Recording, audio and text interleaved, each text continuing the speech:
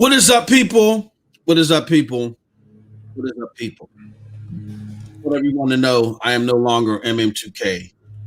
I'm now Cyberpunk 2077 day and date 2K. So make sure that you reference to me by that. No, I'm just MM2K 77. It's MM2K 77. I like. And I'm Projekt 2077. Project.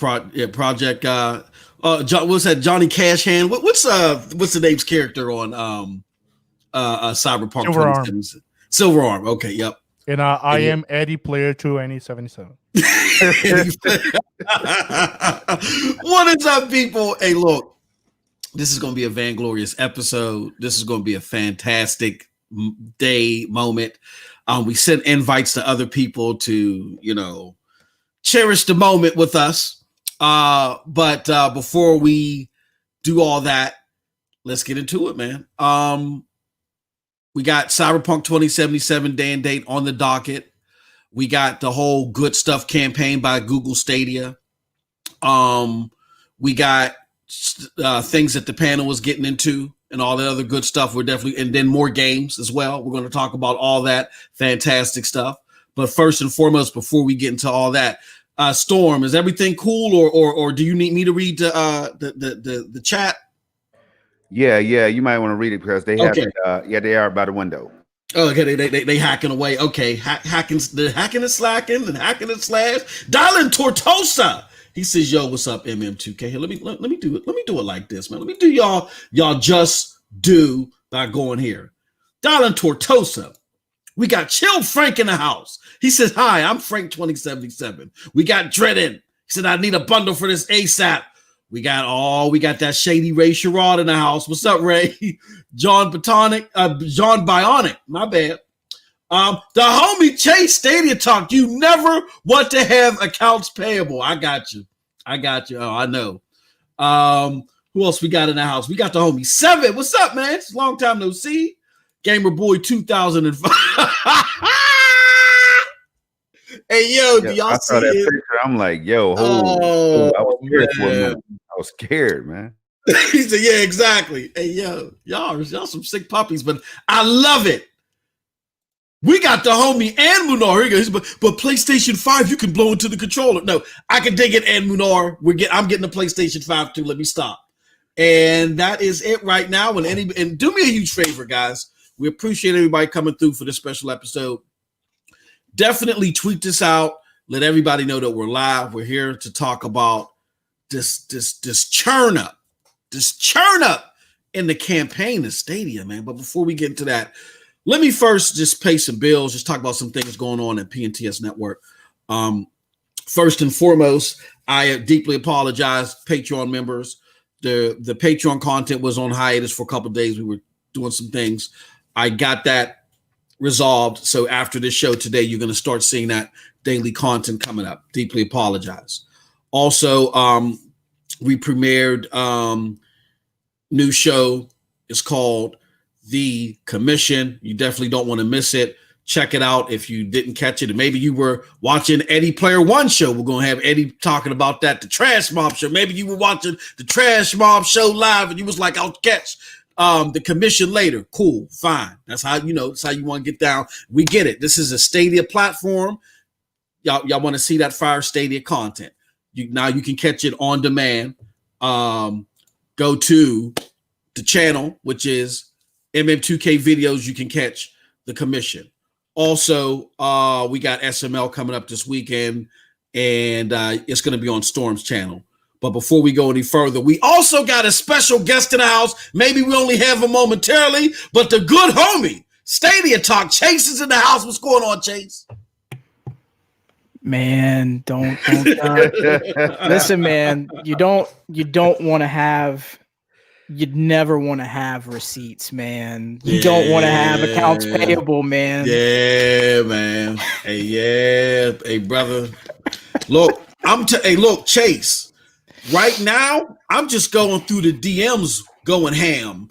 The DMs with the people in there. The Stadia is this, and y'all don't get the important games day and date. Mm-hmm. I'm clearing out DMs right now. I haven't even hit live Twitter. It's going to be crazy today. But I'm going to listen to you, Chase, because like you said so elegantly last week, we do want to have a little bit of resolve. We don't want to go too crazy. We don't want to swing the sickle too far. You know what I'm saying?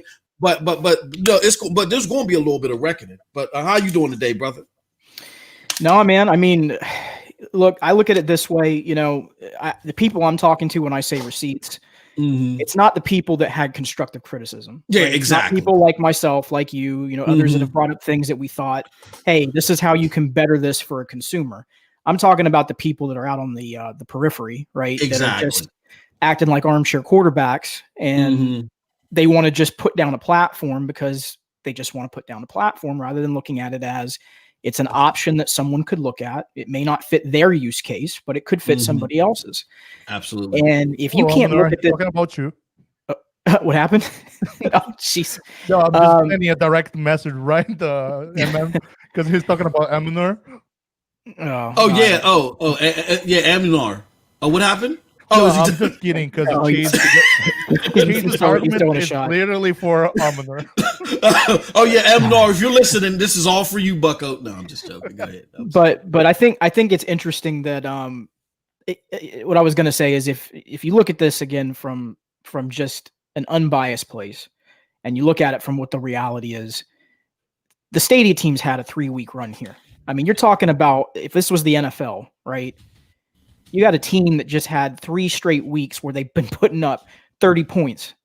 And the competition has been, I mean, I'm not saying that the competition didn't put up 20, right? They've been doing their thing. Yeah. But it is what it is. I mean, listen, the results speak for themselves. That's why I'm not saying more than that, MM. They speak for themselves. There's not much to add to it. You can't deny what is in front of your face. You can't sit there and say, I'm going to close my eyes. I'm going to close my mouth. I'm going to close off my ears. I'm not going to listen. I'm going to put my head in the sand. They've had 3 strong weeks. And I think today is just and by the way, MM, I sent you something. They're not done, by the way. Oh yeah. By all intents and purposes, that tweet that just went out earlier this afternoon, they're not done based off of what they said today. Yep. So exactly. Buckle up. Yep. I got that. I definitely saw that. So let's go around through the panel. Storm, how are you doing, my good friend? How's everything for you, man? Are you upset about this news? Does this news give you indigestion? Do you feel bad about this? Hey, man, you know what? I don't, because I saw the light. You know what I mean? I saw the light at the end of the tunnel a long time ago, man. So I knew what was possible with the platform. Just never gave up hope and tried to keep it as clear and concise as I could, man, when it came to some of the speculation and wishful thinking and all that stuff. You know what I'm saying? A couple prayers here and there. But, bottom line is, man, like it just all made sense to me that we will be here today having a discussion that we're having. I mean, if you look at how all the ducks lined up, bro, then it was right in front of our faces, So I try to always dig a little deeper and look between the cracks or whatever that nobody else wants to peek into. And then, I come out with my own little conclusions. Sometimes I'm right, sometimes I'm wrong.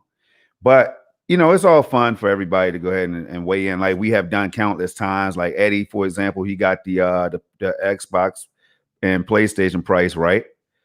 I got one of those too, 50-50. But with this right here, I always thought it made sense because why not? I don't want to open up the can of worms and have people thinking and scratching their head and saying, damn, Storm, now that you said that, did they know this all the time and all that stuff? You know what I mean? But it is what it is. We're going to have a party today. Absolutely. Absolutely. So, Eddie, does this upset you? I know this got to upset you, Eddie. You don't want to hear this news, right? How bad is this for you, my good friend? I don't want to say I told you so, but I told you so.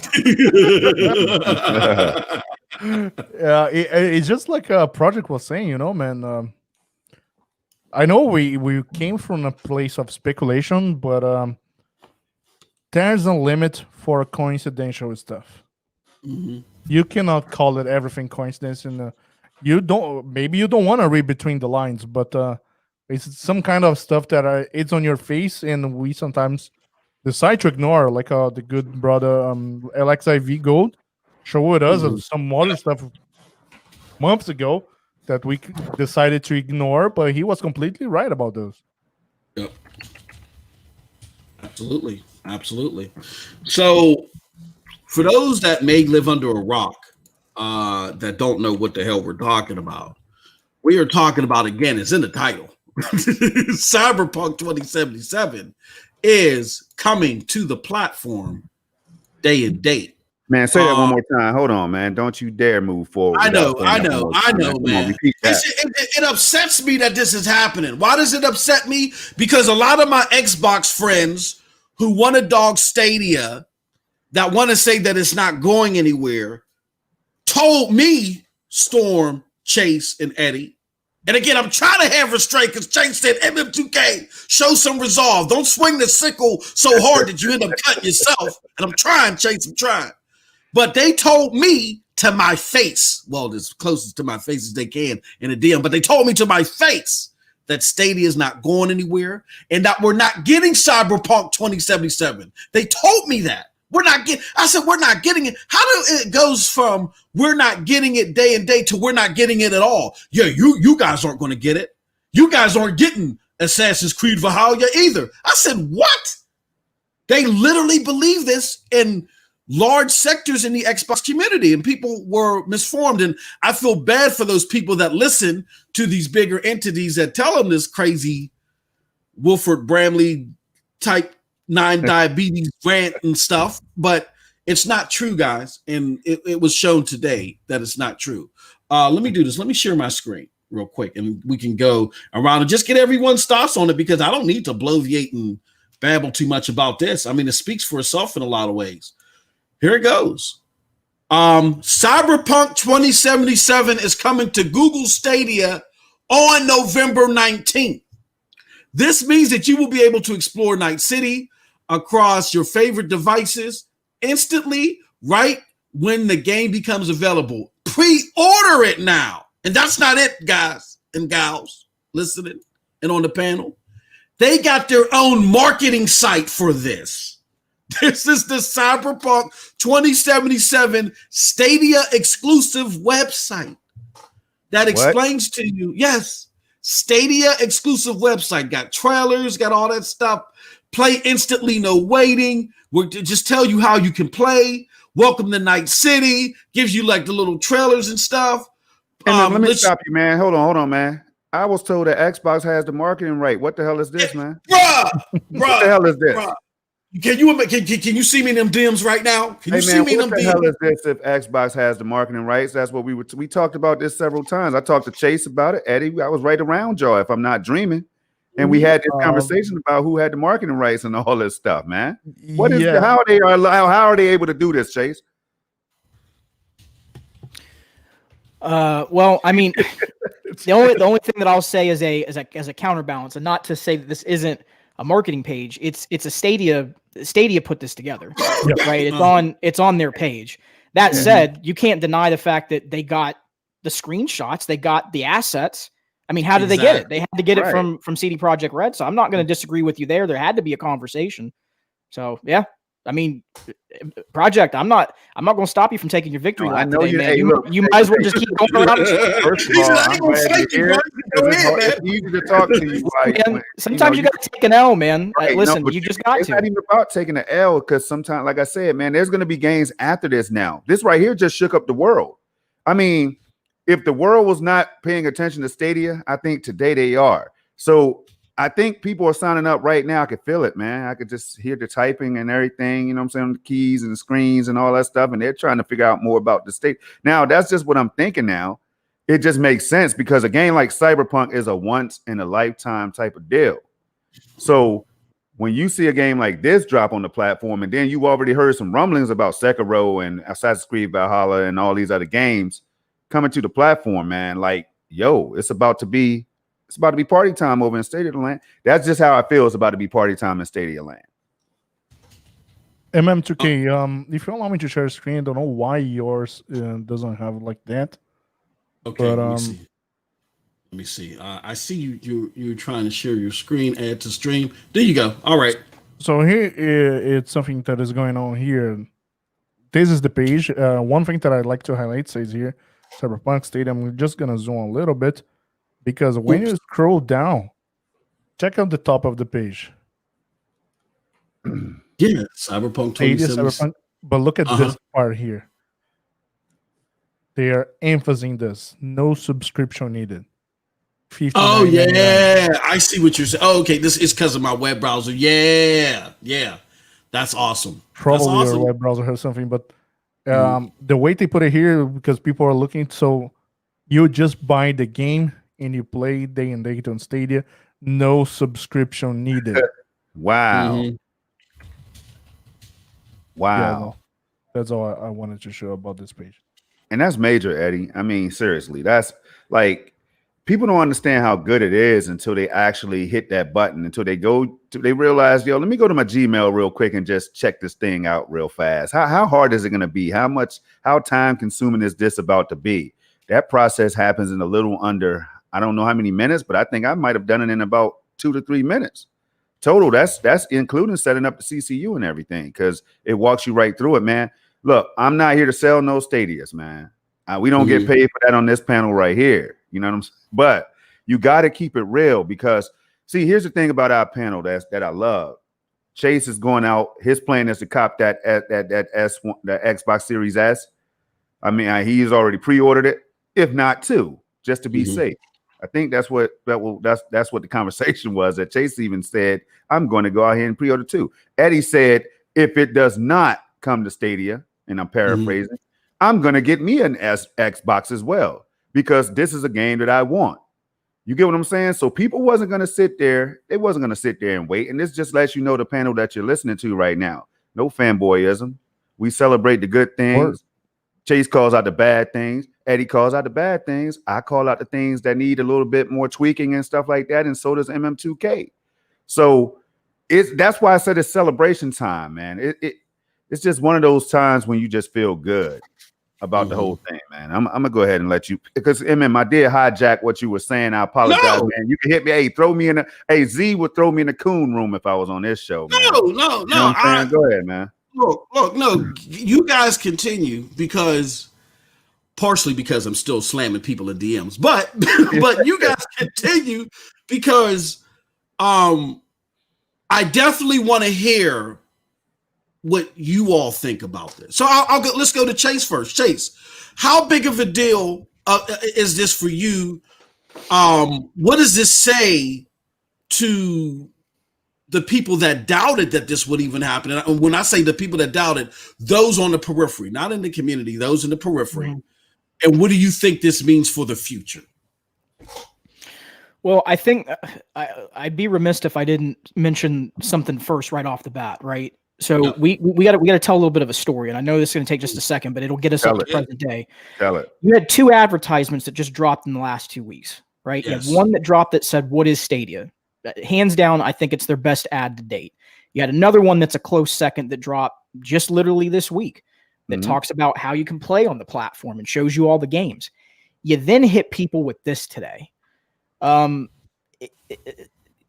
I don't know what data they're looking at one way or the other, and there's not enough for me public information to say what is or isn't, right? You always talk about absolutes. I'm going to roll with that.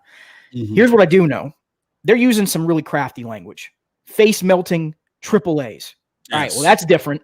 That's not something we've been hearing them say, right? So something's changed there. They're getting. What I'm getting at, y'all, is.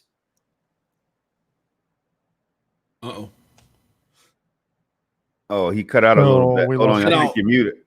Chase. I think you're muted. But I got his back because you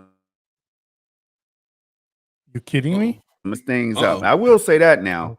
Like, you know The Verge. Might not agree with everything that Chase says, Eddie says, MM says, but I will say that Chase has been saying they have to get this right. If they want to get these consumers over here on the platform, they got to do this.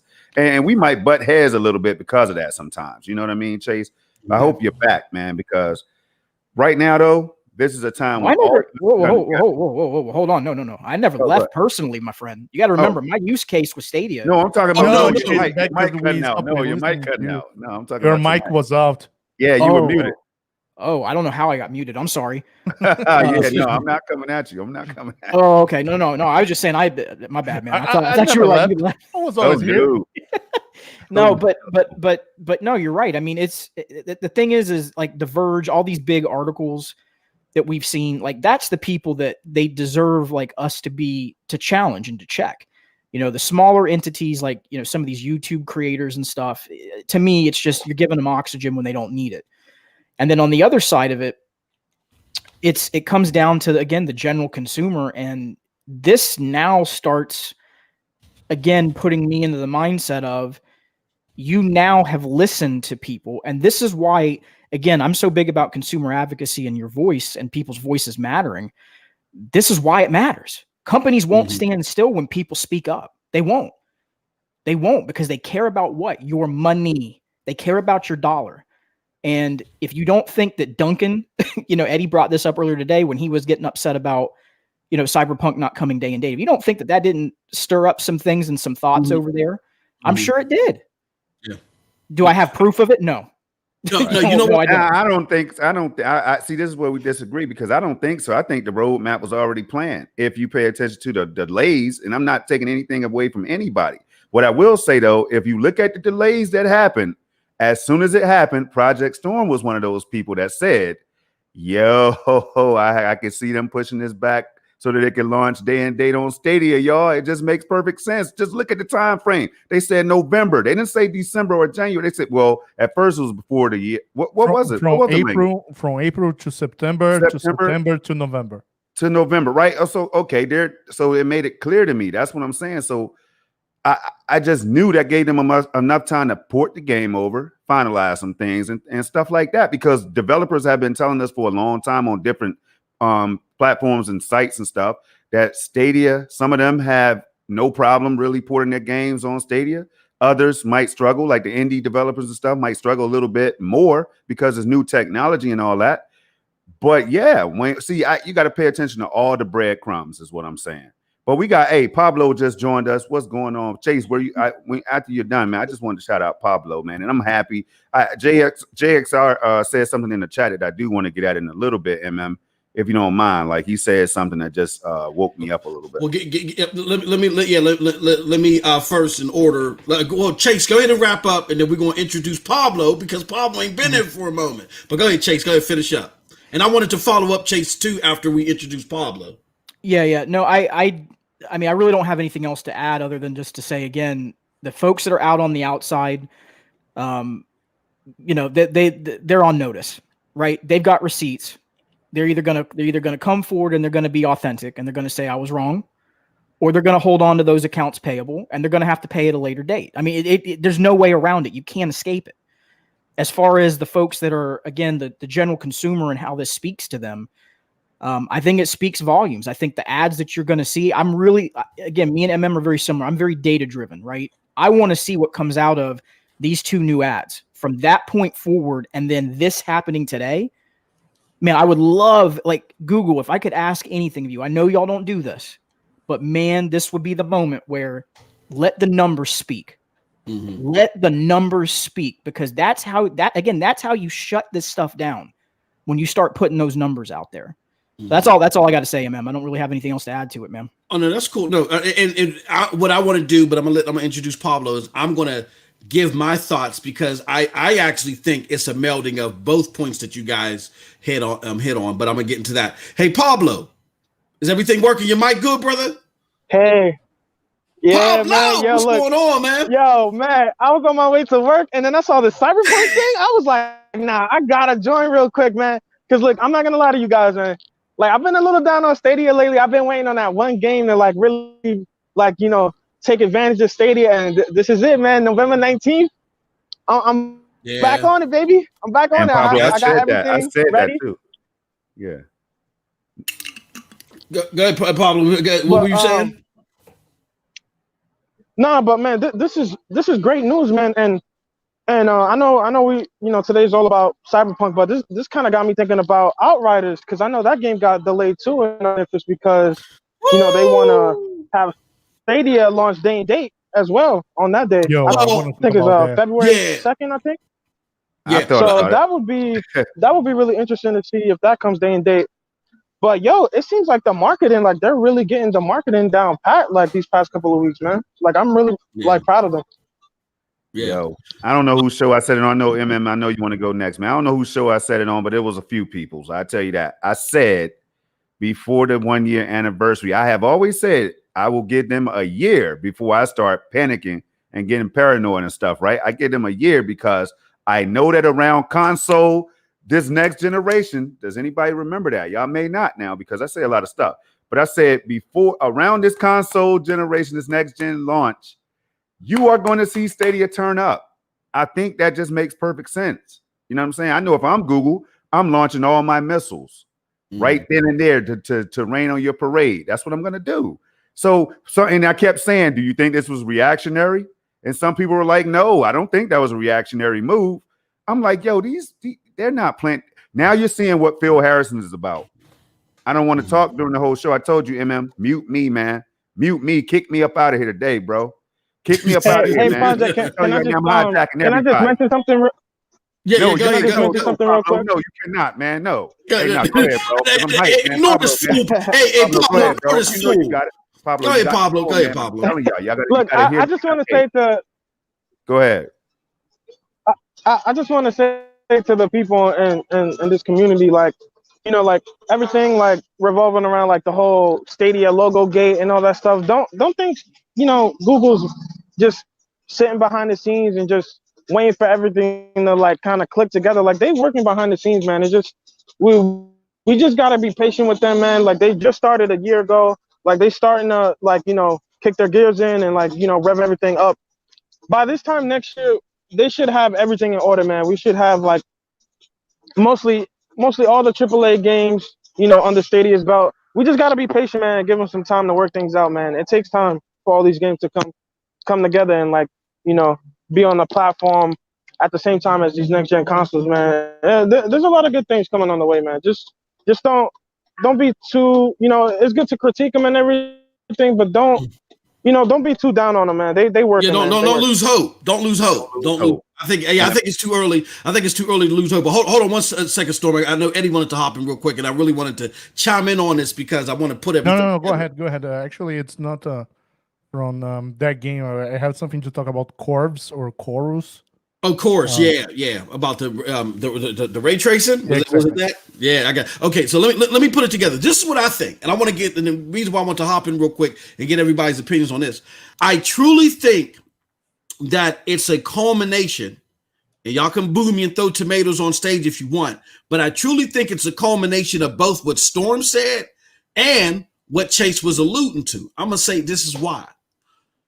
I believe, like Storm said. There's a reason why everything that he said is falling into place. I think it was because they already had their plans of what was going to activate their triggers. And I know shout out to the homie JXR. He thinks it was Xcloud and Luna. I don't think they're too worried about Xcloud right now. I think they were worried more about Luna. And once they saw what Luna's cards were being dealt, and once they got a better idea, they said, okay, oh, y'all coming through with with Ubisoft too? Oh, y'all premiering with them? All right, cloud. You know what I'm saying? And I think that was part of it. I also think, though, that in culmination of what Chase said, I do think that even though they were working towards Cyberpunk coming day and date as soon as it can, I think what happened was when we created that uproar and that buzz, that they probably went back to them and said, look, you got to make this happen. You got to, because why else wouldn't they just say it's coming day and date? I think that Cyberpunk originally came to them and said, look, guys, we really want to support the cause. We want to support what you guys are doing. But we got these other obligations that came first. You remember, y'all just came up on the scene out of nowhere. So we got to do them obligations first. We'll promise y'all towards the end of the year or by the end of the year.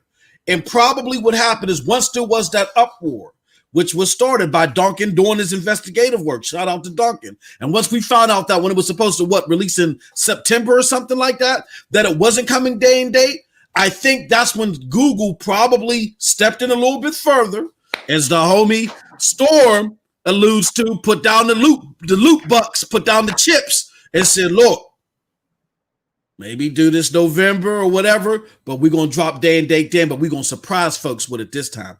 That's my tinfoil hat theory. I think it's a little bit of both. I think it's both of what Storm said and what Chase was alluding to. What do you guys think about that? Do y'all think that's plausible or no? Who wants to grab at that first? I like that. I mean, but it goes back to it. Some people didn't think Stadia had it in them to be aggressive and get at these fools out here, man, that's trying to threaten what they're working hard on and the vision that they have for this platform. So, again, I always joke around and say that some people might see me and MM2K and Stadia Revolution, Bibbidi Bop, and others as defenders of the Stadia universe and all that, right? But that's not necessarily the case. Like, we just love what we play every day. We love the possibilities and the potential of the whole platform. You know what I'm saying? We want to see other people enjoy it like we do. I feel guilty sometimes, man. So when you start seeing announcements like this, I feel guilty because people are not enjoying this because of what the big YouTuber just said to them. You know what I mean? Or what somebody around the block that likes another piece of plastic said about a cloud streaming service. But this is no like grandmom's cloud streaming service that we're experimenting with and that we're playing right now. Like the features are gonna roll out next, y'all. Stay tuned. Stay tuned. I don't talk to Phil Harrison and Jay Raymond and all them and Chris and Grace from Google and all them. No, I don't. But I can feel it, y'all. It's something about that electric air, man. Once you get on Stadia, you know what I mean. That electric air starts running through your veins, right? And then you kind of connect with the platform, right? So watch. They know people want YouTube. If that's the case, then if they're listening to us like that, which we know they are, and they've confirmed it, then don't you think YouTube is going to come out sometime soon with that 4K streaming, up to 4K 60 streaming? Because PlayStation, they just dropped it on their UI thing that they just dropped today. They just showed you they told people that now you could do videos and stuff and captures in 4K. So some people might look at that and say, how did Google allow PlayStation to do this to them? Like, this UI is great. I know some people were thinking that. You know what I'm saying? But Stadia is one step ahead because, see, they're focused on the cloud. They don't have to worry about the console and what's going to work right on consoles. They're on something much bigger, man. They're putting these data center, these things, these instances are working together to create something that a console could never touch. Now, somebody just said something about Chorus, right? Yes, sir. So next gen, I've always said this too. Next generation is probably going to happen around the time when Chorus and all these games like that's going to be slated for spring and summer 2021. When AMD announces their next gen technology that's coming out later this month with the GPUs. So that gives Stadia and their team time to upgrade. Now, I know this is speculation again, y'all, but think about it is all I'm saying. It gives them time to upgrade.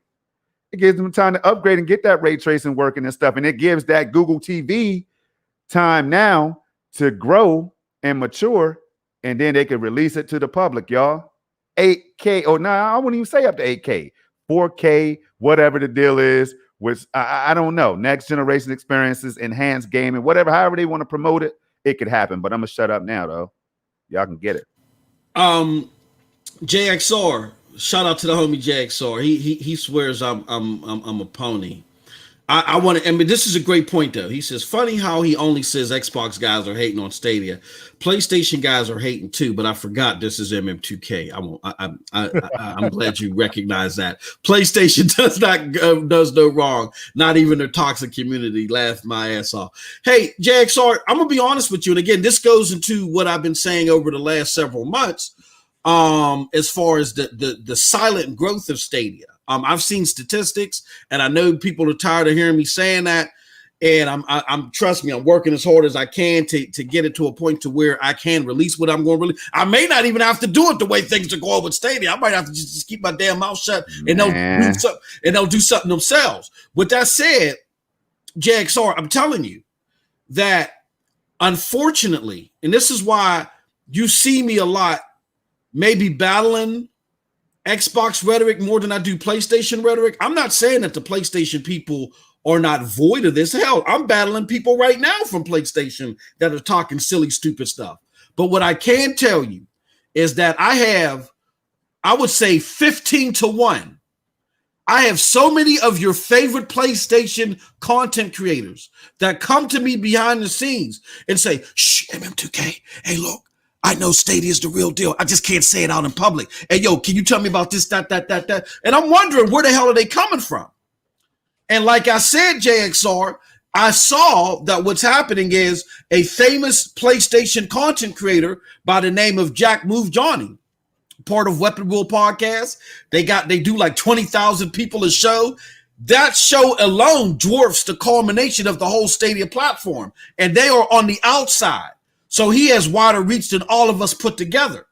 We're more of a safe haven for those that don't want to deal with the muck. Jack Move Johnny and Weapon Wheel have reached outside of our hub here.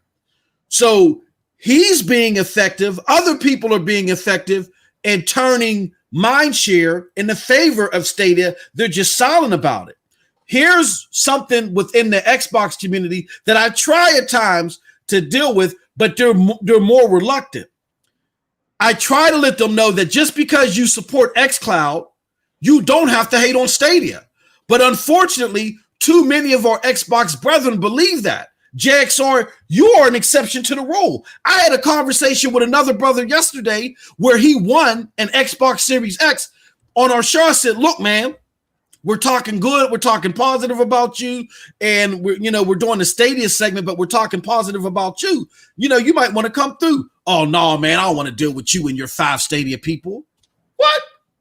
I would never, I would rarely get that from the PlayStation side. And again, JXR, I know you want to believe that PlayStation, the whole community likes to take babies and throw them in the open volcanoes. But I'm telling you, brother, that unfortunately, because of the rhetoric from Phil Spencer, the Xbox side is more indoctrinated into hating Stadia. And JXR, you're a smart fella.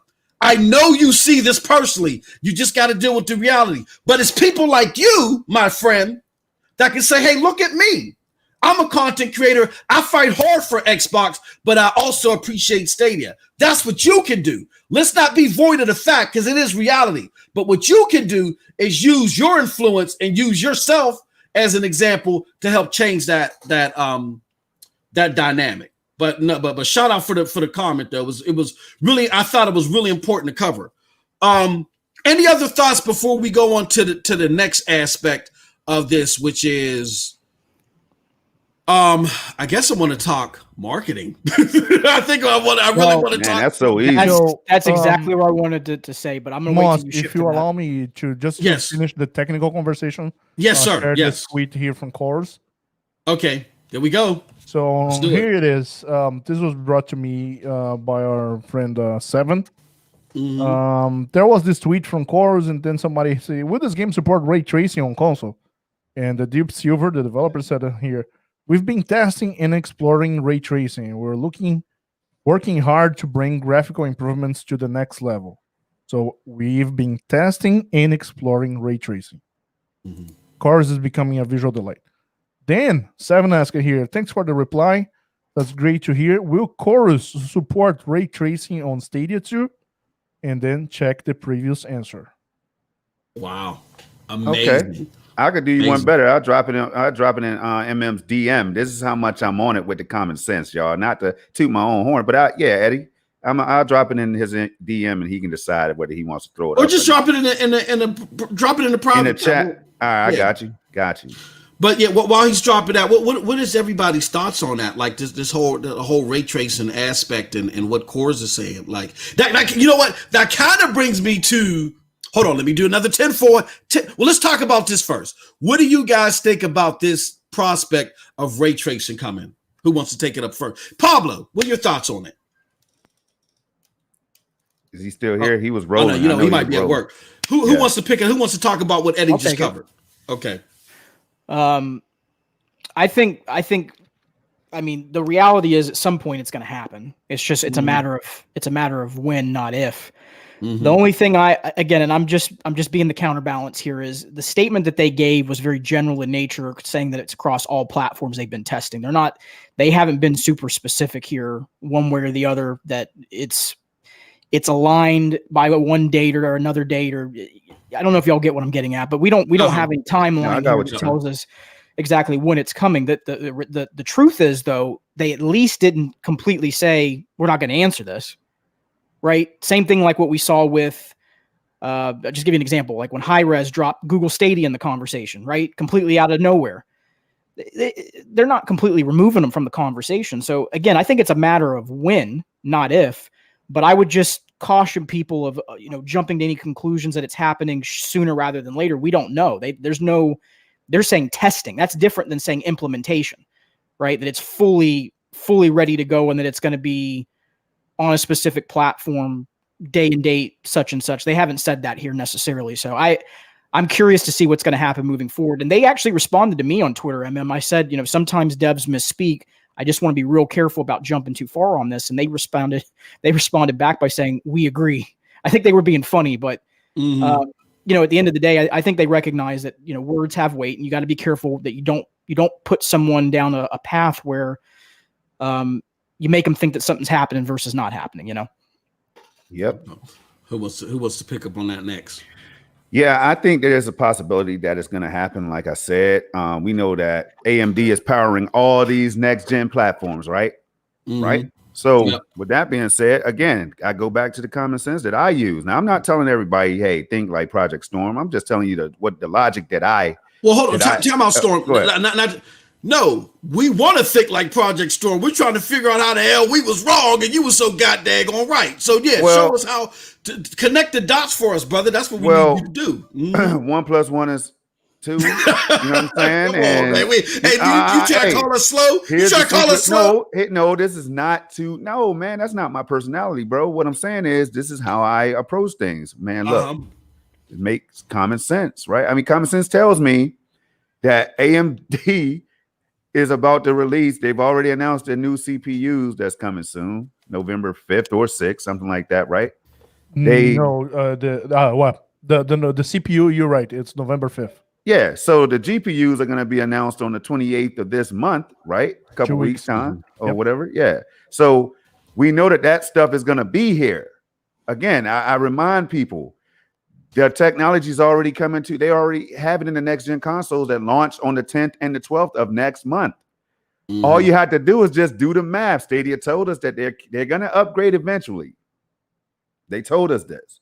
Now I got to try to find this tweet and then I'll let you all see. I'll let you see what you think, MM2K. But it all makes sense that Google's not going to stand still and let now the Series X and the PS5 dominate it performance-wise. Because then why talk all that trash if you're not ready to back it up where it counts to most of the consumers that you're trying to reach, man?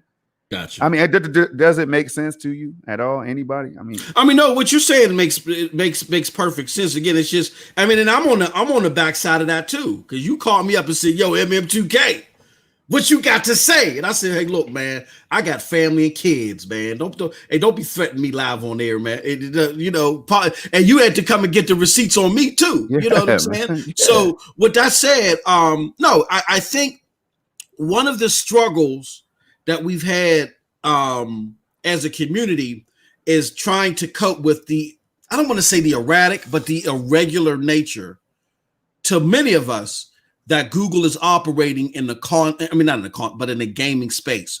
We see trends from Xbox, we see trends from PlayStation, even from Switch that is peculiar in a lot of ways.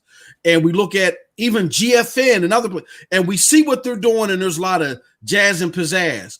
And we didn't see that at first from Stadia. So that kind of, you know what I'm saying, and me included, that kind of like had us like wondering some things and trying to get a better grip and understanding of it. Meanwhile, individuals like yourself, Storm, which just kept a steady pace and a steady course, and the things that you said were going to come to fruition came to fruition. And I said all that to say this: now that they're turning things up, help us, kind of get in the mind state that you're in as far as what we can fathomably expect from the platform. You know what I mean? Well, see the allure of the platform. I won't talk too long. You know what I'm saying? Like I don't claim to be the expert. I just call it out like most people. Like Zajic, I tell you who helped me put this thing all together. Zajic, Random Noob, people like that. That was talking tech. They were talking Stadia tech. So a lot of people are starting to hear the buzz that the tech's not enough. The tech's not enough. Well, we knew the games were coming, people. So if the tech's not enough, we know the games are on the way. They've told us they're coming. They've showed us clips and everything. We know the games are coming, including Cyberpunk, right?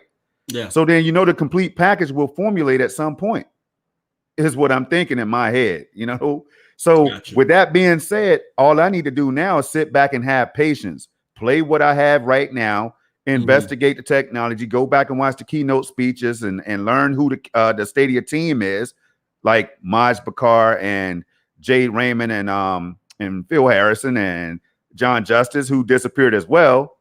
But see, I've always said this too. The fact that they're not present does not mean that they're not working their asses off in the background.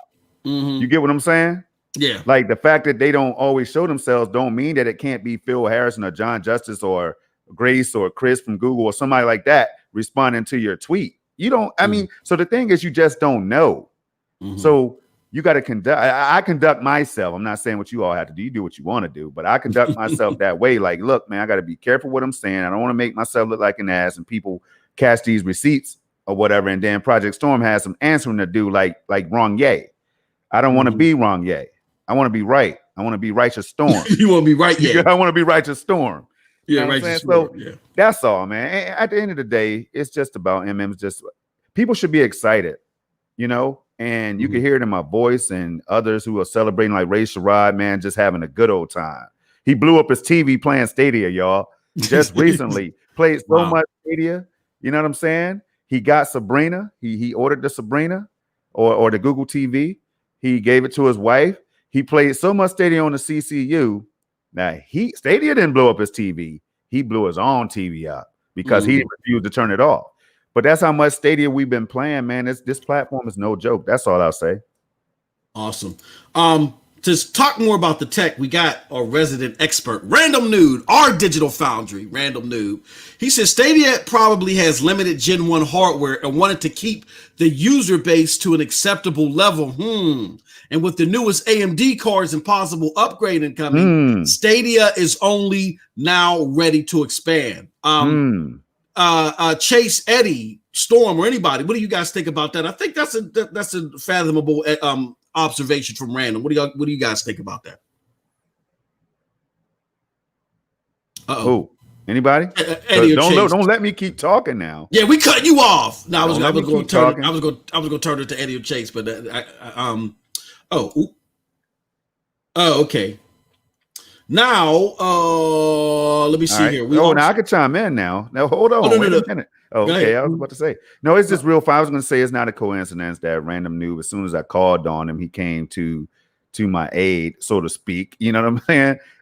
And see, these are the things that I pay attention. I'm invested in the platform, but I also have an Xbox One X. I also have a PS4 Pro.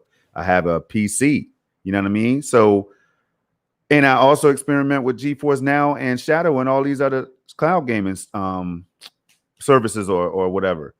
So I want to enjoy it all. It just so happens that Stadia is out here performing very well. They are announcing games that I want to play. They are announcing games that hardcore gamers want to play. They're announcing the indie titles that a lot of people would have overlooked possibly. And they're just showing us that they're focusing on it all. The marketing, man, we're talking about marketing, right? They have blown us away. Who markets their platform on a Sunday the way Stadia did recently? I'm like, every day of the week. I don't think they've taken a day off for the last 3 weeks. It seems, man. Like, I know I've never seen anything like it in gaming, MM2K, and I've been gaming for a long time, for decades, man. I have not seen anything like that consecutive advertising, man. I just haven't seen it. All right. So the homie Lloyd Hedison from Stadia Cast, and congratulations to them, man. They almost that 8,000, right? They've crossed 8,000 subscribers, man. 8,000 well deserved. Hey, Lloyd, I'm being told that there's only 5 people, so I don't know how you guys did the cloning process to clone 5 people in the 8,000, but congratulations to you. No. Shout out to Stadia Cast. Definitely check them out. And Lloyd, I think you're I believe that I made you a mod. When you get a chance, definitely drop a link to the channel on there. And follow Lloyd too. Lloyd was having a problem. I remember listening to Stadia Cast where Lloyd was having a problem that people didn't think that Lloyd was authentic because he doesn't have a bunch of followers himself, but he doesn't do any YouTube content. So if you guys can help Lloyd out and get his number up by following him, that'd be great. Lloyd says Stadia allowed for people to think that they were being lazy, yet we're cooking away behind the scenes. November 19th should be interesting. Hope we get overloaded with new info, features, and tech. I want to add to that real quick. My very first Stadia Dosage video was on Phil Harrison. Why was it on Phil Harrison? Because I thought, just like many people, that, and I got to be honest here, full transparency, I thought that Phil Harrison was a bad choice for Stadia. Now, before you throw your tomatoes at me, you got to understand where I was coming from. I too was indoctrinated. I too listened to those outrage culture podcasts that didn't know what they were talking about. They didn't understand the dynamic of cloud gaming, let alone Stadia, and they were just spouting stuff that made no sense. And they made it seem like that Phil Harrison was behind the fall of PlayStation 3 and he was behind the fall of Xbox, which there was nothing further from the truth.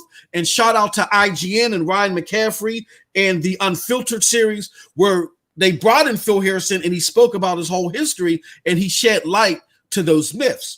But here's the thing. I was saying to myself, listening to the podcast, I said, Phil, why did you let these people run with this myth about you so long? If this was out in the public, people would understand that he signed Naughty Dog. Again, you guys don't know that Phil Harrison and his subordinates are responsible for the signing of Naughty Dog. Y'all didn't know. So if it wasn't for him, you probably wouldn't have Naughty Dog.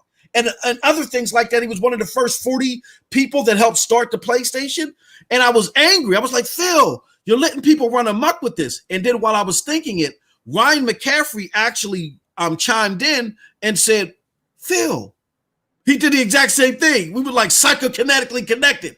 He said, Phil, why didn't you talk to this? And Phil Harrison said, I hear the memes. I understand them. I don't care about them. I just put my head down to do the work.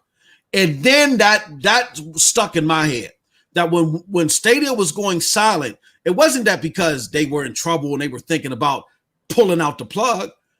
Phil Harrison is one of those type of people that when they're compounded with a lot of elements that they got to deal with, he just puts his head down and he does the hard work. And now that the hard work is done, to Storm's, credit, you're seeing, and what Lloyd is saying as well, that you're seeing the result of all that. So that's definitely some fantastic stuff. With all that said, I want to go to the marketing right now because the marketing has been a precursor to this change in the dynamic, the fig leaves, right? And I know Chase want to jump on this, so we'll start with you, Chase. The marketing that we've been seeing the last couple of weeks or so, man, in contrast to what we were seeing before, is astounding. What do you think about talk about, because this is where you focus your content on. Let's talk about this marketing. Go ahead. Yeah, well, I think it's important to really, before we go into this conversation, and to what Projekt said, what you're saying, when we talk about marketing and advertising, that doesn't mean that a company isn't working behind the scenes. And I think people sometimes combine the two things and say, well, because they're not doing marketing, therefore you're saying that they're not working behind the scenes or they're lazy. No, that's not what that means. That's completely the opposite. You can be working behind the scenes, doing all the right things behind the scenes, but you could be really bad at marketing and advertising. That can happen. Yeah. So I think what has happened is they launched this thing when they did, and they thought that the campaign that they launched originally, which was with the guy from Geico, basically the Geico commercial, they thought that was going to speak to the younger audience and to the millennial audience, and it just never landed. It didn't speak to what the platform was. It didn't tell you what the platform is, right? And this isn't about competing with Sony and Microsoft. This is about telling a general consumer and introducing them to what your platform is.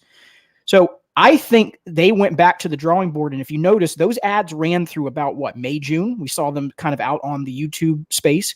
And in June, they kind of stopped. They kind of just were like, again, I'm telling you from my experience from marketing and advertising and on that side of it, it's almost like they went back and said, this isn't working. We're not seeing the the results that we thought we were going to see out of those ads. And it does take a couple of months to put together a strong advertising campaign. It's not something that just happens overnight. So I want to give credit to people where they've said, well, this didn't just happen in a week. I agree. That doesn't mean that they didn't shift their focus. And you're seeing a culmination now of some of the best marketing strategies that you could see from a company. This is marketing 101. These are what are called the ones that we saw this past week. And not talking about today, but these are what are called engagement ads. They're designed to go in and actually have someone look at your product and draw them in and say, this is the reason you should consider A product or B product or C product. And then they want to hold that consumer and pull them into the ecosystem. The ad that was What is Stadia, along with Play, what was the tagline that they had, MM? It was, you have what it takes, or something to that effect, right? Yeah. It was a perfect 1-2 punch. I mean, they're swinging. These aren't just little ads. These are, we are here and in your face ads. And, again, I know some people may say, well, they weren't ready for this. No, but I don't agree with that, because you want to make a good introduction to an audience, regardless of whether the platform's ready for the mass audience or not. You want to introduce them to what you are. So this should have been what was there from the beginning. It is what it is. They're now there, and they're great, MM. They are phenomenal. I don't have anything to pick apart other than what they did, and they did the right thing on this Cyberpunk landing page. No subscription required. When they've been saying this, play it for free, people can get confused with this may mean that it needs a subscription when it really doesn't. So that was my only tweak to it. But beyond that, man, I mean, these are great. These are great ads, man. They are phenomenal. I'm sorry, I'm excited. This is my wheelhouse, man. I love marketing. No, absolutely. I mean, I know that we were like curb stomping them a little bit. I mean, we gotta be honest. We were curb stomping them a little bit because Xbox came out with that great ad. It wasn't nothing against the Xbox. It was a great ad. And we said they came out with that first. Why did you let them come out with that first, right? I don't know about any of y'all, but I think that this most recent Stadia ad, and the one before that was fantastic, but I think this most recent Stadia ad is better than that one. And like you said, I'm going to steal what you said. This is marketing 101. This is putting the platform in a light that I think is digestible by all, and particularly it appeals to the hardcore. Eddie, you got any thoughts on the marketing? Is Eddie back yet? No. Back. Okay, I don't think he's back yet. Okay. What are your thoughts, Storm? What are your thoughts on his marketing? I mean, I could see it two different ways. I thought that, like they've told us before everything kicked off that all of this takes time. Like I took that as the whole process takes time. Yep. Like we're formulating a new cloud streaming platform. We're getting like probably mainly new people to help us along the way to be a part of this whole thing. You know what I'm saying? They hired Shannon Studstill. They reached out to other people. They got Phil Harrison on board before all of that. So it was going to take a little bit of time. They told us about the whiteboard. Thanks courtesy of Stadia Cast for hosting that great episode with John Justice or those two episodes that I recall, where he talked about the whiteboard with a smirk on his face and everything. I remember all these things, man. I'm deeply embedded and I pay attention to it all, right? So they were kind of transparent. I know we were harping on at times about transparency and all that stuff, but I kept seeing enough that I was able to sleep good at night. You know what I mean? I just said, give me the games. I understand it takes time. Rome was not built in a day, neither was PlayStation, Xbox, Geforce now, or all of them, Xcloud, right? So I had a little bit more patience, and people like Stadia Revolution and others were chiming in on that. And so I was never, and so what I'm saying is Chase is absolutely right. And if you feel like Chase do, you're right too. But I just had a lot more patience because I was understanding like the bits and pieces that were thrown out. They were right there for me to digest and consume. Yep. So I was cool. Shout out to Victor. Victor, you're absolutely right. My apologies. I don't want to underscore what Sonny did. Shout out to Sonny. Great content creator. Again, he's someone else that did a fantastic job of duplicating the only 5 Stadia people, right? To duplicating them to 8,000. When I hear that, it just makes me chuckle. But with that said, no, shout out to Sonny as well. Great, fantastic content creator. I love watching his streams as well. And he's having some killer chasing Eddie and Storm. He's having some killer some splendid Baldur's Gate streams, man. Like they're killing. Like I watch his streams, and then I watch the mainstream publications have streams that might be running at the same time, and he's slaughtering them. You know what I mean? So I hope Google's watching that, and I hope they're you aware. know they are. You know they are. They're aware of the productivity there, because it'll be worth highlighting people like Sonny and Google. I'm still putting it out there. I still think a 15, even though this is all fantastic and great, I think the icing on the cake, baby, the special frosting would be the 15-minute Stadia Pulse. Look, y'all can copyright that. Y'all ain't even got to pay me for it. I'll be happy enough eating my popcorn watching it. Do a recap of all these blogs, all this stuff, 15 minutes for the casual. Sit with somebody like Sonny. Hey, remotely. Hey, Sonny, what are you playing today? I'm playing Baldur's Gate. Ching, ching. Wow. Him with Jack Buser or somebody. Do it once a month, man. That'd be killer to me, but that's a dope idea. And I'm not going to let it go, but but that's me being stubborn. With that said, yeah, shout out to Victor, great point, and shout out to Sonny as well. All right, so here's the thing, Eddie, what are your thoughts on the marketing? That we've seen, the marketing campaign we've seen over the last couple of weeks. I'm sorry, I had to take a step back. Did Chase already had a chance to talk about marketing? Yeah. I would say it looks like it's the beginning. Mm-hmm. As everyone is saying, it's they have been prepping for this moment. Yeah. I have a strong time believing that it's reactionary. No, it's not reactionary. It's stuff takes time to get planned and get delivered. Mm-hmm. I go 100% again with Storm. Once that delay from September to November happened on Cyberpunk specifically, it was somebody received a big bag of cash. Yes. And they were just preparing the field for everything that is about to come. Mm-hmm. Like that moment, the moment with Ubisoft, everything was already planned months ago, if not years, I would say. Whenever they said, all right, we're bringing this game Phoenix Rising back, that conversation has to be gone for months and months. It's not something that happens like a snap of a finger and oh my God, Amazon already revealed their things and we're going to do it. Google already knew it. Google knew months before Amazon Luna announcing this. So I don't think it's anything is nothing. It's like a reactionary. It's just putting a plan into practice takes time. And it's their time right now to show what they have been planning. And it's just now time to execute. So we had these ads dropping. These two ads, amazing one after the other. One explaining how Stadia works, and the other saying, okay, you want to know what games? We got this, all of the latest hits that is about to come by the end of the year are going to be here. Now, all of the latest hits are going to be here, date and date. The last thing, it's not ad related, but the one thing that I kept saying to multiple people, it's Stadia, it's on par with the current platforms and would be on par with the next gen as well. Cyberpunk 2077, Watch Dogs Legion, they both will have ray tracing available for the next gen.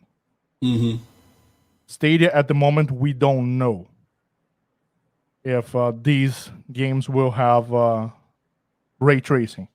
Yeah. If at the end they deliver ray tracing, even if it's it's not 4K 60 ray tracing as Watch Dogs Legion, for that will require you to have a $5,000 rig. If they deliver ray tracing, maybe even with 720 or 1080 ray tracing, then I'm gonna be ready to say this platform is on par with everything. Yeah, and you just buy the game as they showcase them on that page we discussed on the beginning of the podcast. No subscription needed. I'm loving that they are hammering this right now, because the point is the boxers and everybody will go, Yeah, but you need to pay a subscription and pay for your games. So that model doesn't make any sense. You pay a subscription, pay your games. No subscription is needed, mother.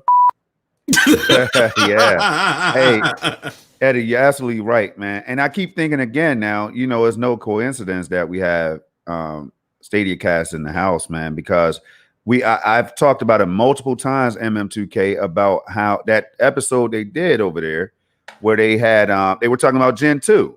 You know what I'm saying? The Gen 2, you all remember this, I'm sure, if you pay attention.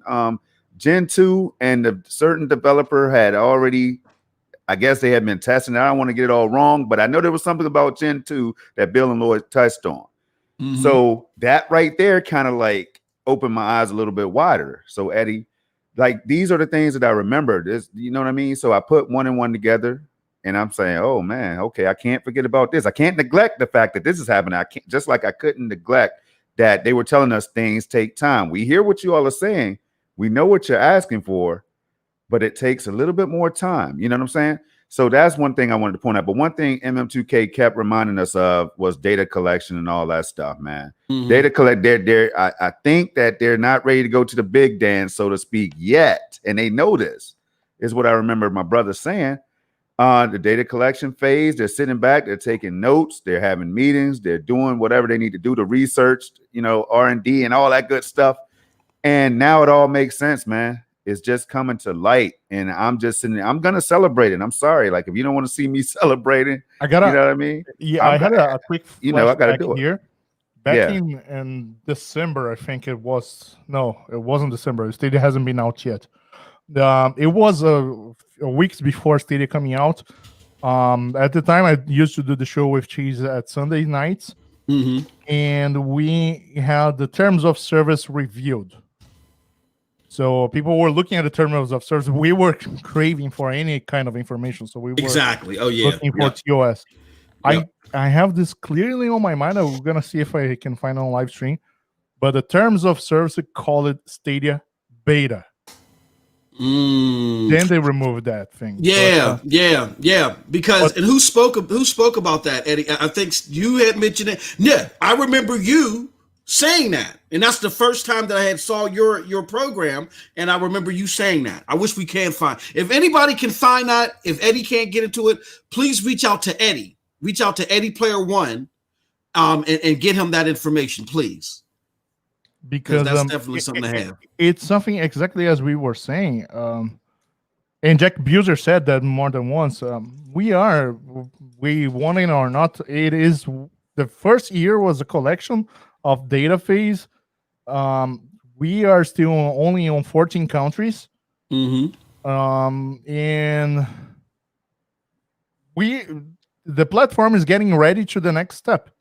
That's clearly in on their marketing, on their technological side. Talking about tech is still, please tell me where any other cloud provider can do 4K. Eddie, I really want to know, man. And that's one of my selling points when I make my content. I throw that out there, man. I wait for people to answer. I don't get any responses. Because Luna promised that they would deliver 4K in the future.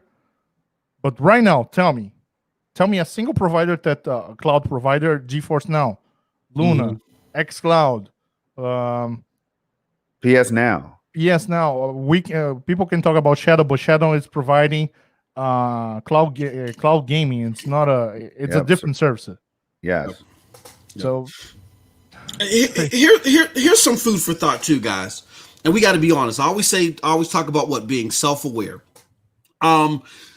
We don't want to put unfathomable expectations on this. We got to understand that regardless of how well this performs, how great things are coming down the pike, and how well that they can even get close to what dedicated devices can do, the big two, PlayStation and Xbox. At the end of the day, when people look at this, the first thing that they think that we've gotten past though, but the first thing that they think is this is a cloud platform. And Stadia is aware of that. And what we got to understand is that cloud gaming right now is still niche to the average hardcore gamer, to the 5%. So what we're expecting is that if Google just throws a whole bunch of marketing at this thing and they even get all the games day and date, that they'll automatically be able to compete with Xbox and PlayStation overnight? No, because the majority of the gamers psychologically are indoctrinated to think, or not gamers in general, but the hardcore gamer is to think this is cloud gaming. What if they go away? What if all this silly, crazy stuff? But perception is 9/10 of the law. And I think Google understands that. My take on the advertising is that maybe it was a little hit or miss at the beginning when they were trying to reach the tech enthusiasts with that crazy guy with the hair and stuff like that. Those commercials were just awful. I'm sorry. You know, I disagree, man. I love it. I love you, brother, but I don't. I mean, if you love them, that's great. If you love it, if you like it, I love it. But I don't think anybody else loved them. You know what I'm saying? They didn't reach the general tech enthusiasts, and that's okay because they're doing. You know, the platform was able to speak for itself.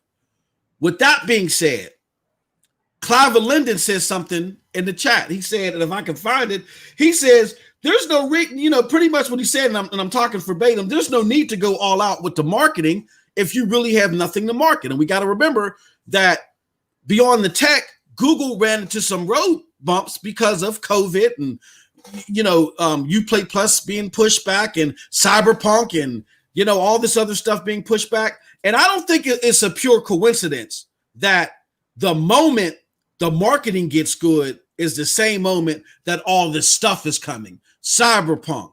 We got whispers of Uplay Plus coming. We got the Phoenix Immortal Rising or Immortals Phoenix Rising. Phoenix, yep. We got all this stuff coming the same time that the marketing gets on key. This isn't all reactionary. I think that they made some tweaks and some adjustments, you know, where they needed to, but this was all planned. To Clive's point, and to what Stadia Cast has said as well, they got to take a slow turn to adjust the marketing to the product that they have. And now that they got the stuff banging and booming, now that's why you're seeing the marketing, I think, make some improvements. Anything else on the marketing before we go to this link that Eddie sent me from somebody at Google? But any other thoughts on the marketing, Chase, Storm? Eddie? Yeah, I had something to add to that. I think, again, and I think this is important, and I'm speaking from just a marketing background, is you can still market something effectively to tell an audience what you are. Mm-hmm. That's different than marketing to what you're providing, which is what you're saying, MM. So the advertising that you're seeing for Cyberpunk and what they did the other day, which was, again, that second ad, which was, you know, the complement to the first, those are probably already pre-planned, like they were thinking about doing, regardless of whether this was the ad or not, right? They were going to do this kind of advertising in this window. No disagreement. You're 100% right. But everything's got to be, you got to have a strong background and you have to have a strong foundation in marketing already of your product, because if you start going out and telling people we're doing all this great stuff, but you never introduce them to the product to begin with properly, all of that's going to fall on deaf ears. I'm telling you all. From having done this for the amount of years that I have, you got to have a strong foundation. And I think that's where, from the beginning last year, not to go back to that, but from last year through to this year at about the June window, I think they looked at how effective those ads were, to your point, MM, and they said, this isn't landing. So we got to go back to the drawing board and at least restructure how we introduce this to the public. And then on top of that, you layer the rest of it. It's almost like a cake. Right. I think you were using that analogy before. It's like a cake. You've got the cake, you got the icing, and then you got all the nice, treats and everything else that's on top of it. You can't put the frosting and everything else on it if the cake isn't there. You got to have substance. So I think that's something to again go back to and is important. You have to think about that as well when you're talking about a marketing pathway. So, all right, yeah, so, all makes sense. Before we get anybody else to chime in, Eddie got something here. Can you explain what you got on the screen there, my good Absolutely. This is quickly here. This is from me and Chase on the very first episodes of This Week on Stadia. Probably Chase looks so happy. You guys can't read it here, but it says Stadia Beta on the terms of service. Look at that. And it was the official terms of service at the time. Of course, they remove it. So maybe for us, the public, they're not calling it Stadia Beta or they're not calling early access. But internally, They were probably working on this data collection phasing, using everything. And all right, are you guys ready to ramp it up? All right, let's go and ramp this up for the next phase. Yeah, and you're right. And I remember MM saying things like they're not ready for that. They're not ready for the big dance yet. They're not ready for maybe even for like hundreds of thousands and millions of players to be on the service or the platform yet. Now we know with COVID that it held up pretty well, right? When they did the one promotion and that whole thing, when they made it free for the world. So that all kind of like worked out. But I remember all these conversations though. And man, what were you about to say? Oh, no. You guys were I think hitting on some great points, and fair point to Chase. Fair point what Chase was saying. It was like, even though they may have said this is when we want to come out, all guns blazing. I think that is a fair point. Regardless if it's a low simmering heat or it's a high inferno, you still got to effectively explain what you are, and I think that's a good point. Here, let's do this, because we've been talking and we're glad that you want to listen to us, but we got like 75. We're cresting over 80. What? A lot of people are interested in this, and we want to hear what you guys think, because you guys are the superstars. Really, we're just the people that talk about this. You guys are the superstars because you are the ones that are growing and helping this platform grow. We want to know what you think about what we got to say or about this in general. I am leaving a link here to our Yappa.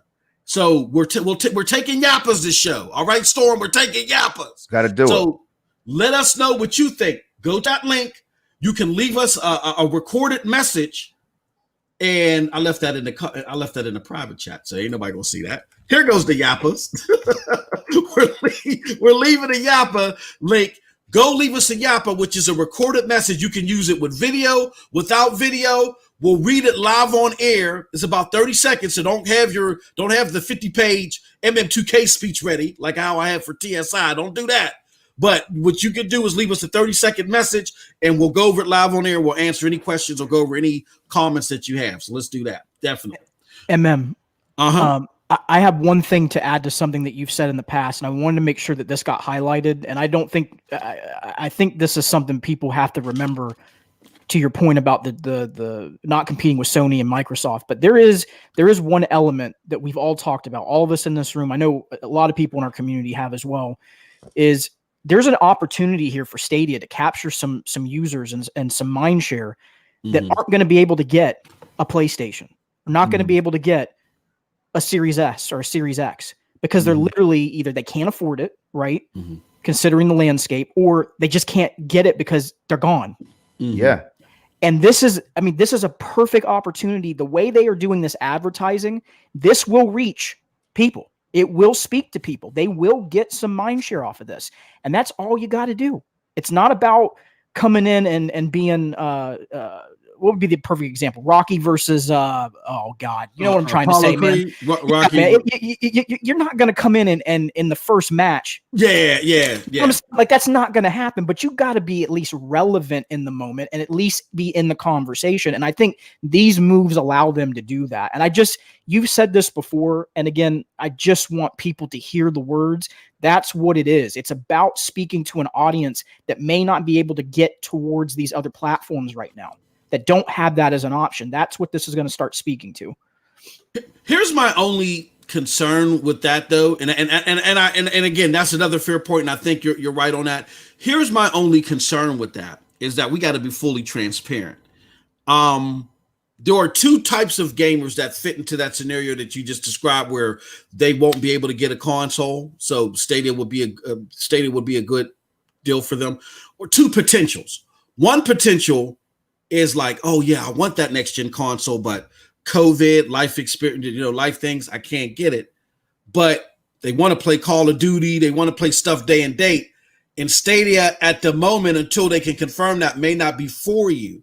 And I think Stadia is self-aware, and they may understand that, so they may not want to press too hard on that just yet. But for those that just want to play games, that want to play great games, you're not worrying about too much about day and date on everything, then I think the scenario that you spoke of is completely complicit for them. So I just want to be very clear that until we start seeing those games day and date, there's going to be half of that group to where financially they may not meet.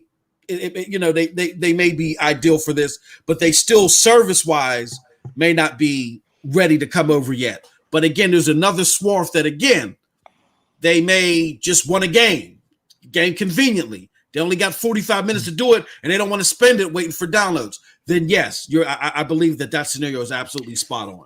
Yeah, I'm speaking more to the Cyberpunk piece, but I'm glad that you defined that and we're a little bit more clear, because I don't disagree with you on those points. Mm-hmm. All right. So before we move on from the marketing and pivot to this, I want to say pivot to something very interesting that Eddie dropped in the chat here. Any other thoughts on marketing before we pivot? Nope, they're on fire. All right. I hope that, and I think it's going to stay that way to close out 2020. Absolutely. Well, I think that's a fair assessment too. Did everybody agree that they're on fire and keep this up and keep it rolling? As long as they stay consistent. If they stay consistent through December, you'll hear me be one of the first people to say they've turned a corner. Mm-hmm. What about you, Eddie? What do you think? It's just the beginning. We will see everything culminating into that big connect that is going to happen before the end of the year. Big, in my opinion, could be smaller. I'm not overhyping it. You are overhyping it. Well, they're making us increase the hype meter. You know what I'm saying? Like with the stuff like this, that's why I just, hey man, I lose it. I can't lie. Like I don't go to fanboy levels, but I go to celebratory levels. That's for sure. So yeah, and I agree with those sentiments. I'm in the realm of I'm excited to see that they are turning it up in the advertisement.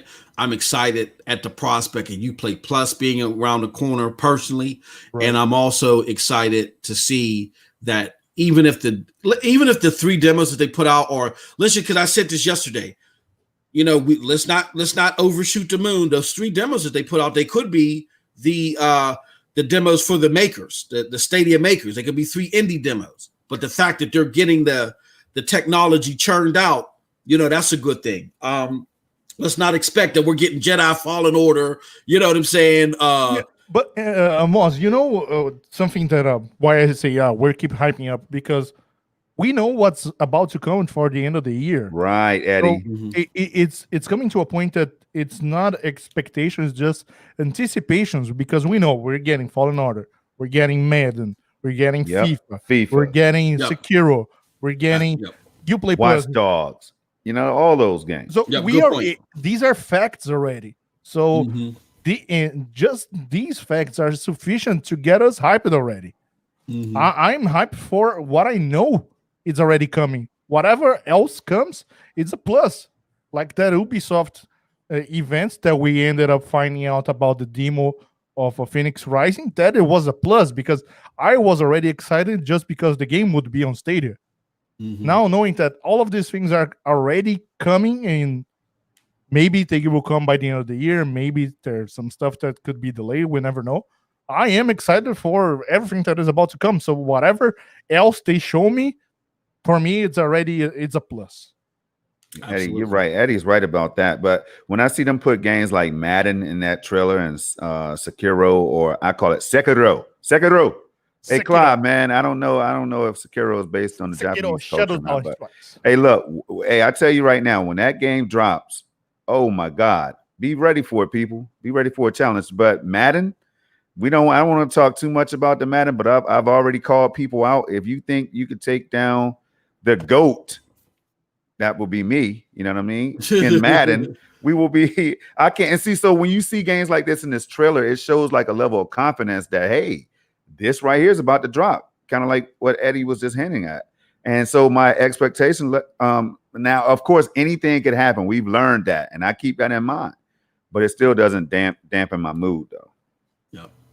And again, don't forget, folks, I dropped the link to the Yappa. Leave a Yappa comment. We want to hear what you think about all this. This is some serious stuff. So we want to hear what you think about all this. But you guys are killing it in the chat. Goodness gracious, man. Always. Fantastic. All right. So I want to move to this, Eddie. And Eddie, I want you to like kind of talk about this. Our good friend Justin Uberti, I probably butchered that. Hopefully I didn't. But Justin Uberti made this comment on Twitter. I'm going to read it and then I'm going to turn it over to you. He says, I've been kind of quiet the past few months as we've been cranking away on some killer new stuff for the end of 2020. We're now starting to announce what we've been up to, starting with Cyberpunk 2077 coming to Stadia on November 19th. Can you explain to everybody, Eddie, who Justin is and why this is important, and just talk about this in general? So first of all, if you look at the right here, that it's tagged relevant people. So he is an engineer at Google. He says he has been hacking on Google Stadia. He created a Google Duo. You know that software you use for making voice calls from Google? Mm-hmm. But the most important thing here, once Random Noob, as you call it, our personal digital foundry, made a video using actual hardware. I think it was an Arduino, and Random Noob, I don't know if you're on chat, please correct me, to measure the latency showing on a screen when you press a button. Justin saw that, he tweeted, said, no, this is cool, and this is actually proving everything. It's not a camera, it's a sensor-based millisecond meter. So that was Justin appearing to us in the Stadia community. But I gotta give props, because I was playing Cake Bash just before we starting this show, and Chase brought this attention to me. I was in the middle of the show, I didn't saw on Twitter, but Chase, you there? Can you make a comment? Yeah, no, I think the language in this, again, this is where I read through words, and I try to pick things apart, but also when it's in a fuller context. I think what's important out of this is we are now starting to announce what we've been up to, starting with. That's the key term there, I think, in this, is starting with. Another one key term is for the end of 2020. Yes. Yes, I just talked about that. Amazing. So with this on the horizon, what do you guys think? Do you guys think that let me throw this out here, because this is all relative to Cyberpunk 27. So here's what I did. Let me see if I can find it. I did an article, my infamous article, my ultimate 10 full hat moment. And Chase, you commented on my tweet, because I was trying to keep expectations tempered, right? Because I didn't want to make it seem like that I said, aha, my point has been proven. It's like, aha, I might have been on to something, right? But I'm not 100% sure myself, and I don't want to fall off that cliff like Wile E. Coyote. But what I was talking about there, Chase, and Chase had commented on, was my belief that we could be seeing the intros to what, Chase? You talking about not? Oh man, I'm trying to remember, because it's been a day, man. Is it Gen 2? Yeah, Gen 2. Yeah. Gen 2, yeah. And so and again, I'm following Chase's lead. Don't swing the sickle too hard and hit myself. I said, hey, look, guys, I think that this might be the precursor to Gen 2.0, because let me see, I can't find my I'm trying to find my tweet. Well, it's okay, because MM2K, I've also said that as well, man. Who am I? Just a gamer who loves gaming just like everybody else in here. You know what I mean? But I'm telling you right now, there's times when we look at certain games, even that you saw what I tweeted about Outcasters. Yep. That Eddie dropped that video the other day. I'm telling you, I literally paused. I watched it like 5 times when it got to the ice cream level. I looked at the shine and the reflections and the real-time fire that was like the flamethrower that whoever that one character was using. I looked at all that stuff, the ice cream in the background, and I'm like, yo, there's no way that this can't be. There has to be some form of ray tracing going on in here, man. Now I play PC games and I know what ray tracing looks like and all that stuff. And I'm not saying yes, people, it's definitely ray tracing. I'm not saying yes, it's going to be in Cyberpunk, and neither is MM2K. We're saying let's open up our eyes for the possibilities. That's what I'm saying. But go ahead, man.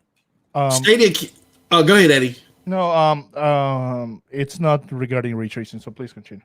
I was going to read Stadia Cast's comment. They said, I still hope that they don't mention Gen 2, and I hope Bill doesn't. But Bill has been very vocal on saying he thinks that Gen 2 should just be stealth drop. Just show the games are just as good on Stadia as everywhere else, but everyone disagrees with me. See, Bill, I was one though. I gotta admit, I was one that disagreed. I was like, I don't know, man. You make that kind of fuss. If they go out with a bang with that MM2K and say to Xbox and PlayStation, like, hey, we're doing it too, guys. But guess what? We're doing it in the cloud with no downloads, no installs and updates and patches. Then I think it sounds a lot louder. You know what I'm saying? But I get what Bill's saying. I'm gonna go and explain why I agree on Bill on this one. On the other side, because we are, at least myself, I have been advocating a lot. So please stop the talk of the teraflops, gigabytes, whatever. Just Agreed. show the games working beautifully, comparing side by side. So if they show, all right, Watch Dogs Legion, here it is running with ray tracing, everything works beautifully. If they show that and don't need to go into the details saying this is our machine running with XYZ gigaflops in this amount of power. I will be satisfied with that. And Projekt, that goes back to the conversation we had on the GPUs, because the GPU from Nividia right now using DLSS, that's AI doing a lot of work. So you don't need to have this is our Gen 2 with 20 teraflops. We're using all of these amazing graphic cards. One thing could just be delivering. There you go. Play the game. It's gonna look as beautiful as it is. Yeah, I get all that. Chase, after you. I just want to chime in real quick. Yeah, I just think, and I agree wholeheartedly with Bill on this, is that we're at a place, folks, ladies and gentlemen, where local hardware isn't going to matter anymore. Like, I know I've used this analogy so many times, whether it's a baked chicken nugget or a fried chicken nugget, all consumers care about is that the quality looks as good, if not better than the competition, right? That's what they're looking at. So I don't think you even have to get into numbers. I think all you need to do is say, here's the games, here's what we offer here. And you could even say, and I think, let me see if, okay. So the same thing was said. You don't even have to get into numbers. You can just say, we offer ray tracing. We offer this as an option.